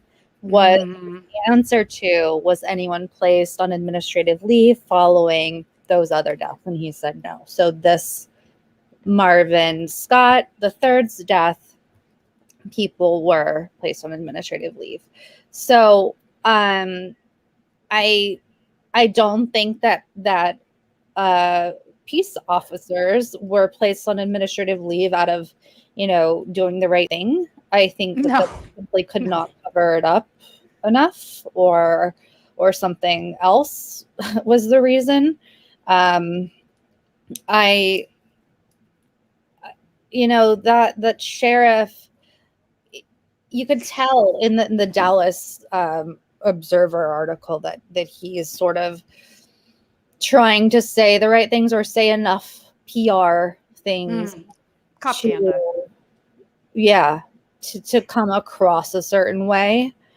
But there's a real disconnect here, Jen, because the autopsy says it was homicide, right? So we know that. So is it appropriate? My question would have been, if I was in that press conference, so it's been ruled a homicide. Is administrative leave actually appropriate at this particular junction, or should you be looking at filing charges of either manslaughter or second-degree murder? Right. Like, clearly we know it was the actions of these officers that caused the death. That's not up for dispute. I mean, are we really gonna backtrack from the Derek Chauvin trial to this stuff now again, where I feared for my life, so I'm going on administrative leave as a recourse for every time their actions lead to somebody's death? It's just not acceptable. It's not going to work anymore. Right. Also, can we start a new segment where we talk over their propaganda and say what's actually going on? The reaction stuff. Jordan and I were actually talking about that, like reaction videos, like, oh my gosh.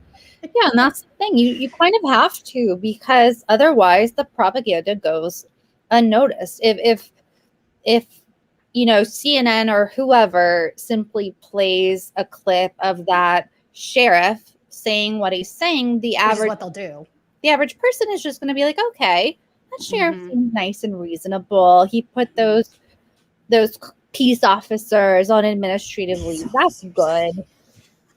But that's not reality. That's not, they committed homicide. I don't care that they have a gun and a badge. And in fact, no, I do. It makes it worse. And in many ways, there should be a mitigating circumstance for having a gun and badge and committing murder, because you've now been entrusted to do the opposite. You're supposed to be the good guy protecting people, not going around murdering people. It's worse.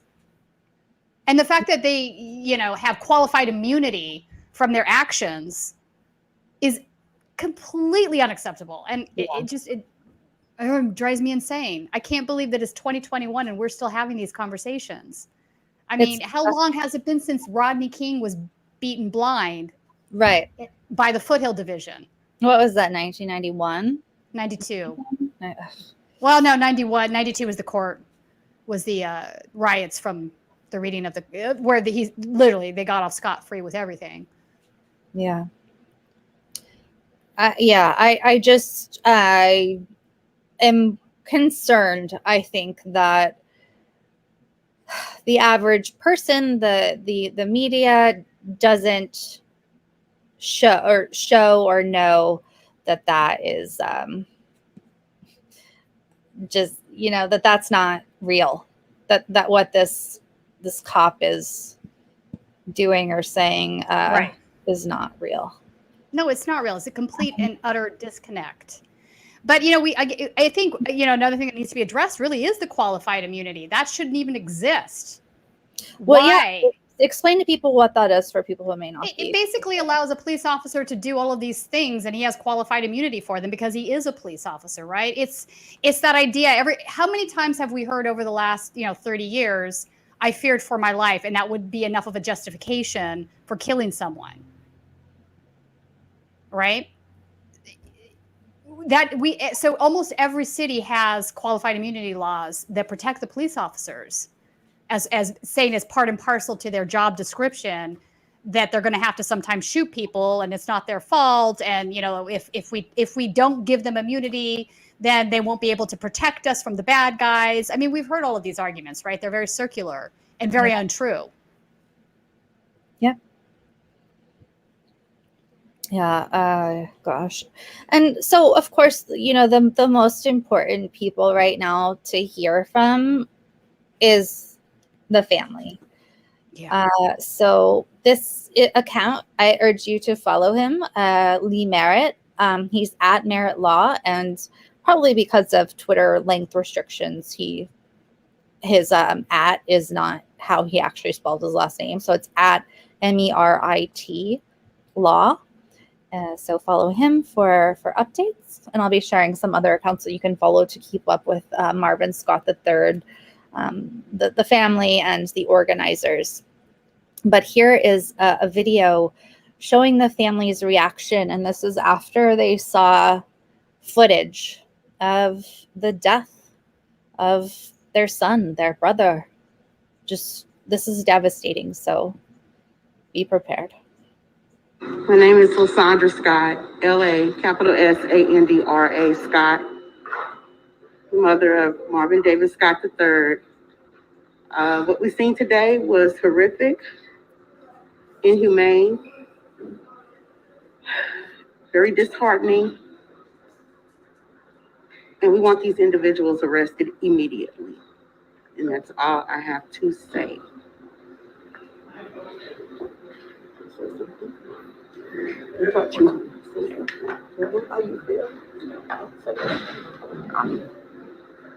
When I was watching this, I felt like I wanted to be there for him. I couldn't.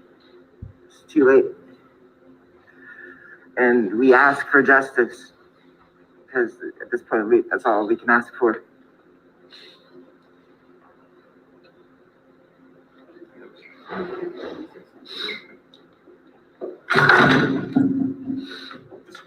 Sorry about that. My name is Marvin Scott Jr. I'm Marvin D. Scott III's father. I just want to say today was a very, very difficult day. And I can say that for sure. After reviewing the video, it took a while to review it. I feel that justice has to be served. It has to be. Yes. I feel that the officers involved have to be arrested. That's what I feel. I feel that way. We demand that. And let's hope that this is sooner than later. That's what I would say. I want to thank the members of the community who have stood by the family of Marvin Scott for the past 45 days. Say his name. Say his name. The community standing with the family of Marvin Scott, standing outside of this courtroom, standing outside of the jail, has strengthened this family and encouraged their resolve. So that is obviously it was a very, very difficult thing for the family to do. Mm-hmm. Their family member had died, and then you have to watch this hours-long footage of your family member dying. It re-traumatizes you. And not only that, but the agony of Marvin dying and going through a schizophrenic breakdown. I can't imagine. And obviously there are calls for the arrest of his murderers is very justified. And I truly don't understand why this story hasn't taken off. Yeah, it's bad. It's bad. Well, we're going to change that. We're going to definitely be doing more reporting on this. Absolutely. It's hard to come up with the words, really. It really is. It's something like that. When you see the family just in tears, and the sister who she couldn't even, understandably, couldn't find the words and just in tears, and I wouldn't be able to. No, I wouldn't either. I can't imagine the trauma of, so you make a call for help, you plead for help because obviously you need help with your brother, and then he ends up dead at the hands of the people you call for help. There's nothing that's going to heal that. Yeah, nothing. There's nothing that can heal that. And just like in the case of George Floyd, the family, like Felonious Floyd, there was some happiness that Derek Chauvin was convicted on the 3 charges, but those charges weren't enough. No, they didn't bring him back. They can't undo what was done. Right. Yeah. And so those charges, he was only convicted because of the media attention that it surprisingly got, and the national protest that it got. And so if that pressure is not there, the chances for justice are very slim. Right. And to know that, and to fight for that, to have to fight for justice on top of losing your family member is horrifying. It is horrifying. So I have and it's horrifying because it's happened at the hands of the state. Yes, exactly. It's and also there's this trauma. There's generational trauma. And there's, it's 400 years of this. And there's the trauma of seeing this on the news every day. And another Black person murdered at the hands of police and law enforcement. And then it happens to your family member. There's some footage of the sister giving an interview. I think it was with Now This News. And she said, I marched for George Floyd in Dallas, and I never thought it would be us. So this next snippet is another tearjerker. This is actually a very small snippet of the clip from the Now This News broadcast or interview. And I pulled it. I believe this is the sister. I think her name is, I don't want to get it wrong. I think her name is Lachey. Let me double check because I really don't want to get her name incorrect. Sorry, guys. Ooh. I'll look that up later. I apologize. So this is, I believe this would be Marvin's nephew. And again, this is from Now This. And so this is him watching himself with his uncle, him watching himself with Marvin. And it's the saddest thing.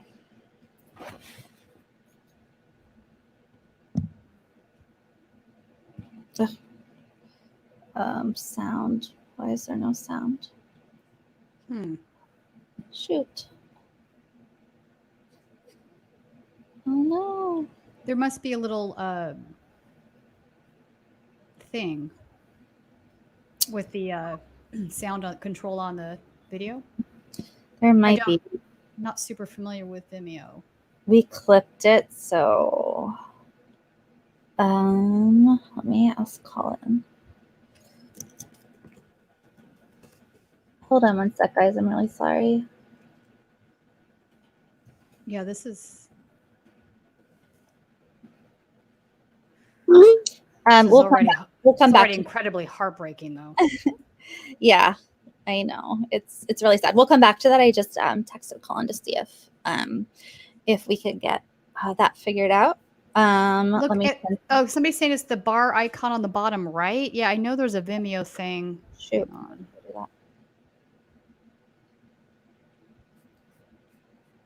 I don't see it though.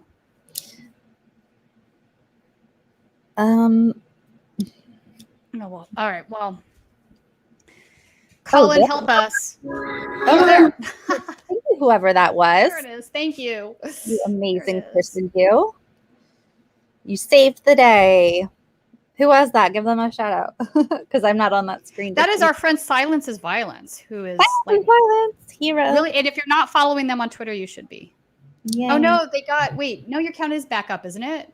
I know it was temporarily. Okay, so here again is Marvin's nephew and washing himself with Marvin, his uncle. That's you and Marvin. Linda, you and Marvin. Q and Marvin. Q and Marvin. Q and Marvin, yeah.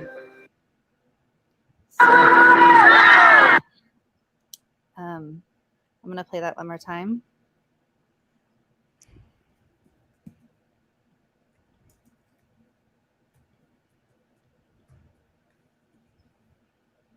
That's you and Marvin. Linda, you and Marvin. Q and Marvin. Q and Marvin. Q and Marvin, yeah. So when you think of how this affects the family and everyone, think of the children. Think of these young kids who have to deal with the reality of being Black in this country at that age. Yeah. How old is that kid? 2, maybe almost 3, maybe. Yeah. Too young to have to face that. And he knows that his uncle is dead. And not only is his uncle dead, but that his uncle was killed. His uncle was murdered. And you know, the other thing they do, Jen, that's really disturbing is they try to dehumanize these victims of police violence, right? So it's usually, okay, let's look at their police record. Do they have felonies? Do they do drugs? Or let's look at their mental health conditions. Like, they try to divert the problem from the police officer's actions. And I think this is important because it also re-traumatizes the family all over again, because now they're victim blaming whoever the victim is, as if they deserve to be killed by the cops, executed by the cops. And it seems to be another pattern that they engage in. Right. It reminds me of this, this clip with Marvin's nephew reminds me of when Jordan and I were in Kentucky, Louisville, and Jordan was interviewing Bianca Austin, Breonna Taylor's aunt.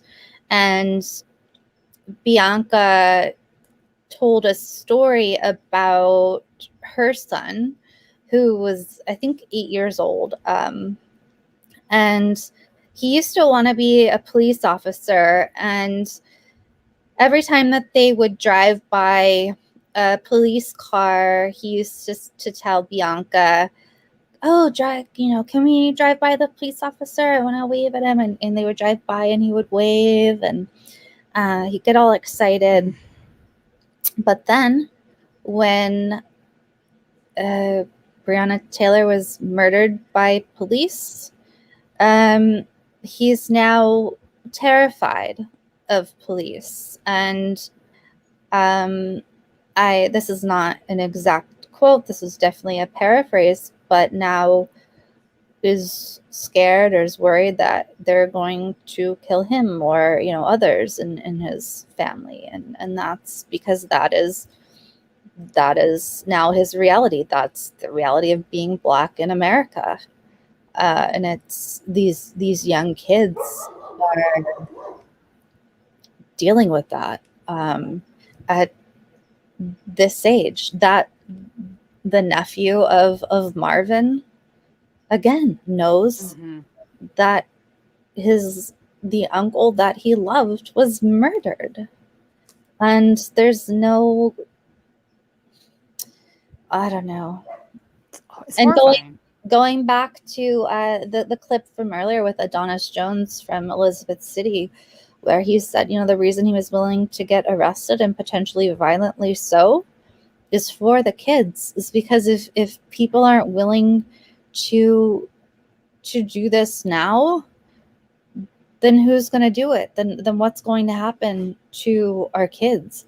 And in my opinion, this is my personal opinion, as a person, not as a journalist, it has to be white people putting our bodies on the line as well. And yeah, I mean, clearly you can't just change a system without everybody involved in changing the system. I agree. Yeah, absolutely. Gosh. Yeah, it's really hard, really sad. This next clip, and we lined up a bunch of clips to kind of give you an overview of what has happened so far to this point, because it is so important to catch up on this story. So this clip, and I don't know why this keeps taking me to this screen. So this is Be the Change on YouTube, and I highly recommend that you find Be the Change on YouTube. This is Jesse, Be the Change on YouTube. I've reached out to Jesse. I hope to maybe be able to collaborate with Jesse. He's an independent journalist or filmmaker that I've emailed at, and it seems does great work from what I've seen on the ground there near the Dallas area. And he's been filming, the protests and press conferences and things like that. Really, really doing the job that CNN should be doing and all these national outlets should be doing. And really massive kudos to Jesse. You can see he has a small channel right now. Definitely follow him. Be the Change, Jesse. Ringness, I think, is his last name, Jesse Ringness. And just fantastic stuff. And he happened to capture this footage. Yeah, this is amazing. It is starting to take off in media, so that is a good thing.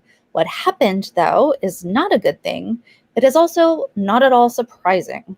So no, it's really not. This was an action, a march for Marvin Scott III, and they were marching. I won't spoil the surprise or the lack of surprise, but they were marching, and you'll see what happens here.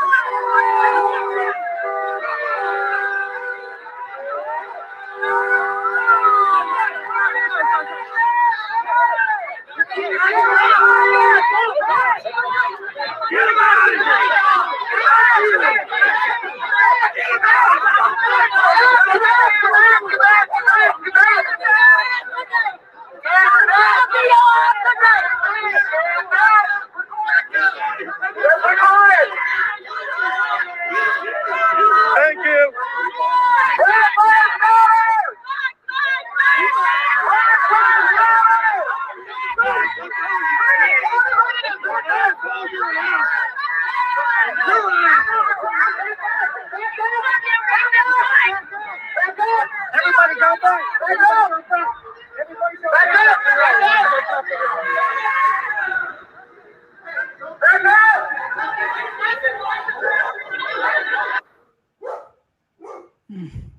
So let me just copy it. So you can see exactly. They never arrest these assholes, folks. I have seen stuff like this happen so many times. These white guys always get away with this shit. The cop maybe try to talk him off the ledge, walk him over gently to the other side, you know. Right. You can see exactly what happened there. There was a cop there. So they were walking in a protest in support and awareness of what happened to Marvin Scott III. This white man, this racist white man, couldn't wait a minute, 2 minutes, whatever it would have been, for this group to cross the street. Hopped out of his car, started yelling at this group, most likely because they were black and he couldn't stand that, and started screaming at everyone, yelling at the peace officer who did absolutely nothing. Absolutely nothing. Mind you, Marvin got arrested for having a little bit of weed. Less than 2 ounces of weed, which is nothing. Like, this is ridiculous. This guy, he didn't just yell. He put his hands, he hit a black woman. He pushed Lee Merritt, the attorney. The cop did nothing. He guided him back to his car, guided him back to the vehicle. Homestead homeboy, why did I call him racist? Maybe because he's screaming at black people and pushing and slapping black people. Call me crazy. Yeah, I'm guessing he's definitely a racist. I don't think that's far-fetched. Come on now. Are you kidding? Anyway, that is insanely racist, extraordinarily disturbing. That guy needs to be arrested. That guy should be in jail right now. He was violent, physical with people right in front of the police. Nothing happened to him. Marvin is dead. That guy's fine. He's at home being racist. Marvin is dead. It's disgusting. So I really urge you to please follow Jesse at Be the Change. Here is the link to the video. Let me get the direct link to his channel, because when you type in his channel name, it does not come up because it's YouTube.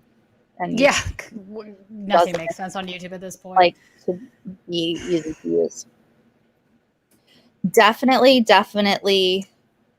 follow. Subscribe to Jesse's channel on YouTube. He has a small channel right now. Is doing fantastic work. You can see right there on the screen. He has been out there. He has been out there doing the job that the national media, who have more than have the resources to do it, doing the job that they should be doing. Right. And, you can see he has maybe a couple hundred views on certain videos. Doesn't matter to him. He's out there doing doing a great job. Fantastic camera work, doing a great job. I spoke to an organizer on the ground. He's not in the chat. Silence is violence. I've never spoken to him. I wrote him an email this morning. Hopefully I'll be able to connect. But I spoke to He's going to log back in and have all of the status quo people following him and be like, what did I miss? I hope so. I hope so too. I'm happy to license footage from him. I'm happy to good stuff. Live. I'm happy to boost his channel, like whatever. It's all about raising awareness about what's happening with Marvin. And so I spoke to an organizer who's on the ground in Texas, and she said Jesse's been there, been active. And so that's the thing, a lot of people and news organizations, they'll only do something if there's in it for them. Like they'll only do something if there's money in it, or if there's views in it, or fame, or whatever. Which is unfortunate. Exactly. Yeah. And so here's a guy who day after day is out there covering this, obviously because it's important to him and is an important story to him. And it is obviously an important story to us and to anyone with a heart. So please let him come to a bunch of follow subscriptions, whatever it is. I keep getting the words follow and subscribe mixed up between Twitch and Twitter and YouTube, whatever it is. But you get my drift. Follow, subscribe, watch all of his stuff, and urge him to get in contact with the Coup so we can do some collabs. As Yes. the kids say. Yeah, we gotta get him live streaming at the next one. Yeah, that would be fantastic. So definitely do that. I have some more stuff to show you before we get to, I don't know why this does this. I organize things in Wakelet to organize myself, but it's difficult here. So here's another account that I want you to follow, and I'm telling you to follow these accounts because I believe that this needs more attention. So here we have the Justice for Marvin. This is Instagram, which most people use on their phone, but you can do it on your computer too. Justice for Marvin Scott III on Instagram. So they have 676 followers. So give them a boost. Show them the status coup power. Go follow them right now. Justice for Marvin Scott III.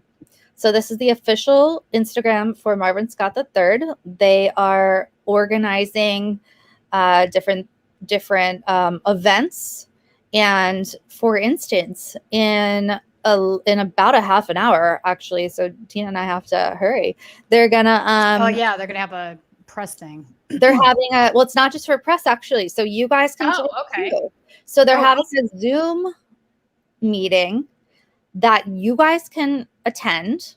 And so it says, join us today at 8 p.m. Central for our weekly Zoom meeting. We will be sharing updates and beginning to mobilize our virtual volunteers. We need as much help as possible. Sign up for the Zoom meeting in our bio. Hope to see y'all tonight. Show them the status coup power. Show them what status coup can do. And I actually made an easy link, which I can't remember what I named it, which is an issue. What did I name it? statuscoup.pub/Martin Scott Zoom, just to make it easier for you guys to find this is their Zoom link. I simply made it. This is basically a bit.ly link. We just have a branded bit.ly. So if you guys follow this link, this is their Zoom. So you can sign up to attend this call in about a half hour. You can volunteer virtually to help spread the word about what happened to Marvin. So attend this call. Gina and I are attending, and they will be very appreciative. Follow them on Instagram. I think it's extremely important. Extremely important. We can all do our part. And a piece of good news that's coming from this account, again, at Justice for Marvin Scott III on Instagram. Yesterday, during the peaceful protest led by the family of Marvin, excuse me if I said Martin, Marvin Scott III, an armed white male violently assaulted a mother who was participating and openly threatened law enforcement. He then walked back to his truck with his gun. Oh, yeah, I forgot to mention he was. Oh, wait, what? Yes, he had. They zoomed in on his clothing, and he's concealed carry for sure. Of course. And he was not arrested. He was not ticketed. His crimes are simply overlooked by the Plano Texas. Police Department. Yes. This is Texas. I think that's perfectly legal, unfortunately. Yep. But the good news is we have identifying information for this Collin County, Texas man. We expect an arrest today. So that is great news. Okay. And the sister, yes. So Marvin's sister is Lachey Patrice. This is Marvin's sister, Lachey Patrice. So give her a follow as well. So there's an interesting conversation going on in the chat about racism and capitalism. What are they saying? All right. What I'm gonna say is this: capitalism is the economic system that undergirds racism. These two things are absolutely married to each other. You cannot have one without the other. Will getting rid of capitalism get rid of racism? No. I don't think those things are mutually exclusive, but it certainly does undergird the system. I mean, think about it. Every racist system has an economic component, whether it's the slave trade, the Acento, like you can go back from, the birth of that in the, 17th century. And it was absolutely motivated by profits. I think that's just a fact. And I think that's still the case today. If you look at police departments, what is their prime objective?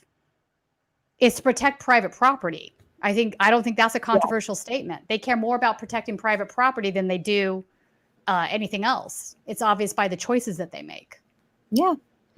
Yeah, police would rather protect like gas stations instead of people. So if you all were wondering what my thoughts were on that, that's my 2 cents. Yeah. So I mean, I did my master's thesis. I don't really talk about this very often, but was on the history of scientific racism. And when I say scientific racism, I mean the history of racism within the fields of science, starting with, the birth of where racial taxonomies came from,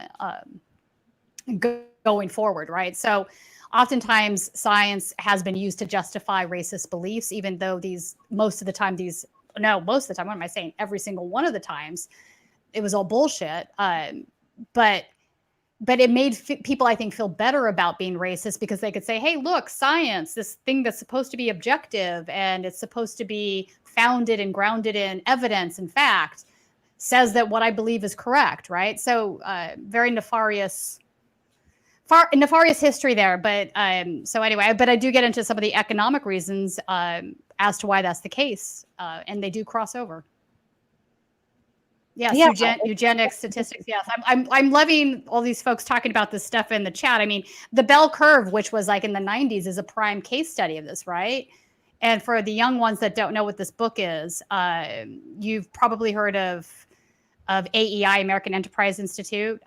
So this was basically a book funded by them that argued that race and IQ were genetically connected. That you were hardwired for a certain IQ based on your race, and that there was nothing you could do to change it. That is absolutely fucking bullshit. Like that is so far from actual science. Number one, no genetics is hardwired for anything. The environment always plays a factor. That's just a fact of the matter. But this could be like a 4-hour long lecture, so let me just speed this up. But basically, what they were trying to argue for was defunding things like Head Start, being basically saying, well, you're hardwired for it. You can't make them smarter or make them brighter or engage in critical reasoning. So we're just wasting our money here.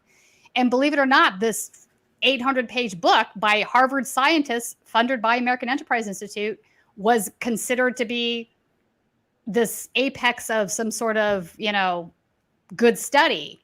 It's crazy. And then the response to it that I think everybody should skip the bell curve, but read Stephen Jay Gould's response to this book. It's called The Mismeasure of Man. If you pick up one book in the next year and read it besides mine, pick up that one. You should we should do a whole stream on it. People be down. Yeah, people I don't know, I sometimes think I think I try to think of ways to talk about the academic stuff without being overtly academic, because that can be boring, I think, to some folks, and I understand why that is. I get it. Yeah, Larry Summers, there's another piece of work. Larry Summers argued that we should take all the pollution from rich countries and export it to the global south because it was more economically efficient. I mean, are you fucking kidding me? All of these folks are so morally bankrupt, but they think that they're not because they say they can separate themselves. This is just science. This is just objective fact, right? But there are imported biases and imported suppressed premises to all of these arguments, and every single one of them have a moral component. And it's high time that they realize that, and we're honest about it. It's not objective. Sorry, did I go off on a tangent? No, you're fine. I'm just I'm multitask. I can't, like, my brain can't multitask. Oh, we're gonna find the Zoom to share with everybody. Pieces. Yeah. Okay. Everyone, we're gonna wrap up just because we have to get ready for the call. I have to use the restroom and etc. So let me know who's gonna join in on this Zoom call. I hope everybody. And I think I have no hand in organizing this literally at all. Nothing. I don't know what's going to happen on it. But from what I understand, they're going to talk about ways that you can help spread the word, maybe on social, I don't know, digital organizing. Maybe if you live in Texas, I have no idea what they're going to talk about, but they're going to do it weekly. Yay, Joanna. Yay. Ian and I are going to be there. I'm going to figure out what I can do, you know, as a journalist, what I can do to amplify this story, because I really think it's a disgrace that people don't know. So yeah, I definitely urge you. You can see what I've done is blown this up further so that you can see. Follow them on Twitter at Marvin D. Scott III, and the thirds are eyes. So let me paste that link. Just to clarify. So you guys are going to be getting used to us. Jen and I are like, we're going to be doing more live streams because Jordan's on honeymoon for almost 3 weeks. And we're not going to bother him with anything. He needs to go enjoy his honeymoon.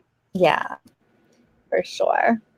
Okay, so follow on Twitter. I just pasted that link in there. For some reason, so on StreamYard, you're able to paste links and comments to everyone, but it keeps failing on Twitch today. So I'm sorry, Twitch chatters. I'm trying.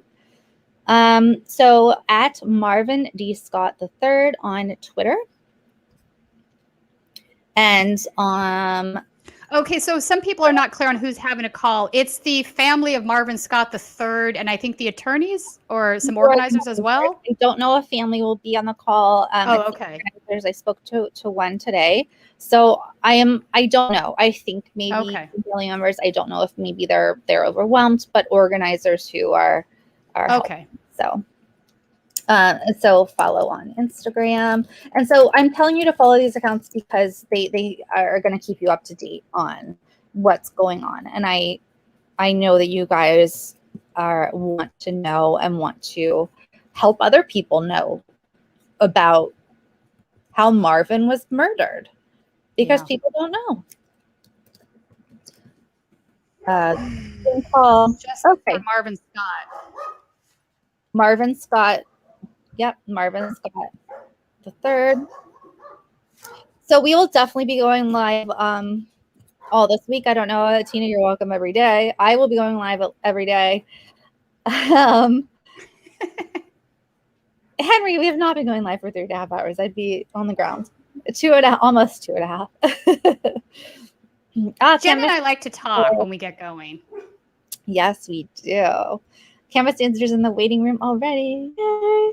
Love JJ. Yes, everybody is welcome in the Zoom call. They posted it on their public Instagram.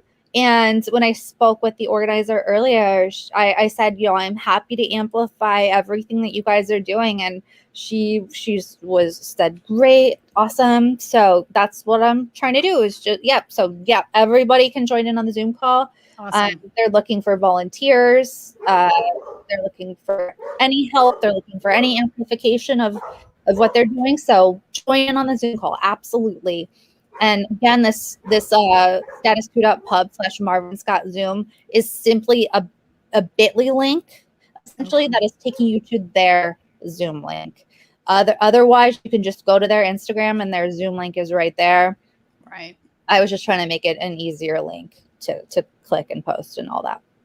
So yeah, join in on their Zoom. Love JJ, the call is 8 Central. So it is in about 20 minutes, 22 minutes. Okay. Yay! I will be there. Yeah, I'm actually really excited to be joining this and hearing about what their efforts are. Are they? I'm guessing they're trying to reach out to organizers in other cities to get the story amplified and have other protests join in. I think so. I believe so. Yeah. Yeah. And from what I understand, it does make a difference. Yeah. It does make a difference. I mean, we know that from George Floyd, right? We've learned from that this past year that people out in the streets demanding justice actually is effective. It does make a change in the way the story goes. So, yes, it does. It does. And awareness is good. And now, if you guys like us were not aware of what happened to Marvin, you guys can now tell others and spread the word and share their social media posts, share Lee Merritt's social media posts. Let everybody know. People need to know what happened. It's horrible, horrifying. It is horrifying. It's horrifying. Okay. Horrifying, and it's horrifying that he's not the only one. Yes, it keeps happening, and we all need to. I mean, we can't give up. We need to just do everything we can. No, now is not the time to give up. Now is the time to push forward harder, more so than ever, because we've had the shared experience of knowing that it makes a difference, and we're not wasting our times by focusing on these things and drawing attention to them, protesting. I mean, whether you're the protester in the street or you're the journalist there covering the protest, all of these things work together to create justice, right? And now is not the time to give up. People, don't get tired, and don't get complacent either. What happened with Derek Chauvin is just a start. It's not going to reform the entire system. We're not done yet by a long shot. Yeah. So don't quiet down. Don't go back to your brunches or whatever else. Get out on the street. Yeah. Stay out on the street. Exactly. All right, guys. Well, we will see you on the Zoom call. Again, it's not organized by us. It is organized by the organizers for Justice for Marvin Scott III. So see you then. We will be going live all week. So definitely keep up with us. We'll let you know. We'll let you know everything that's going on. See you soon. Bye-bye, guys.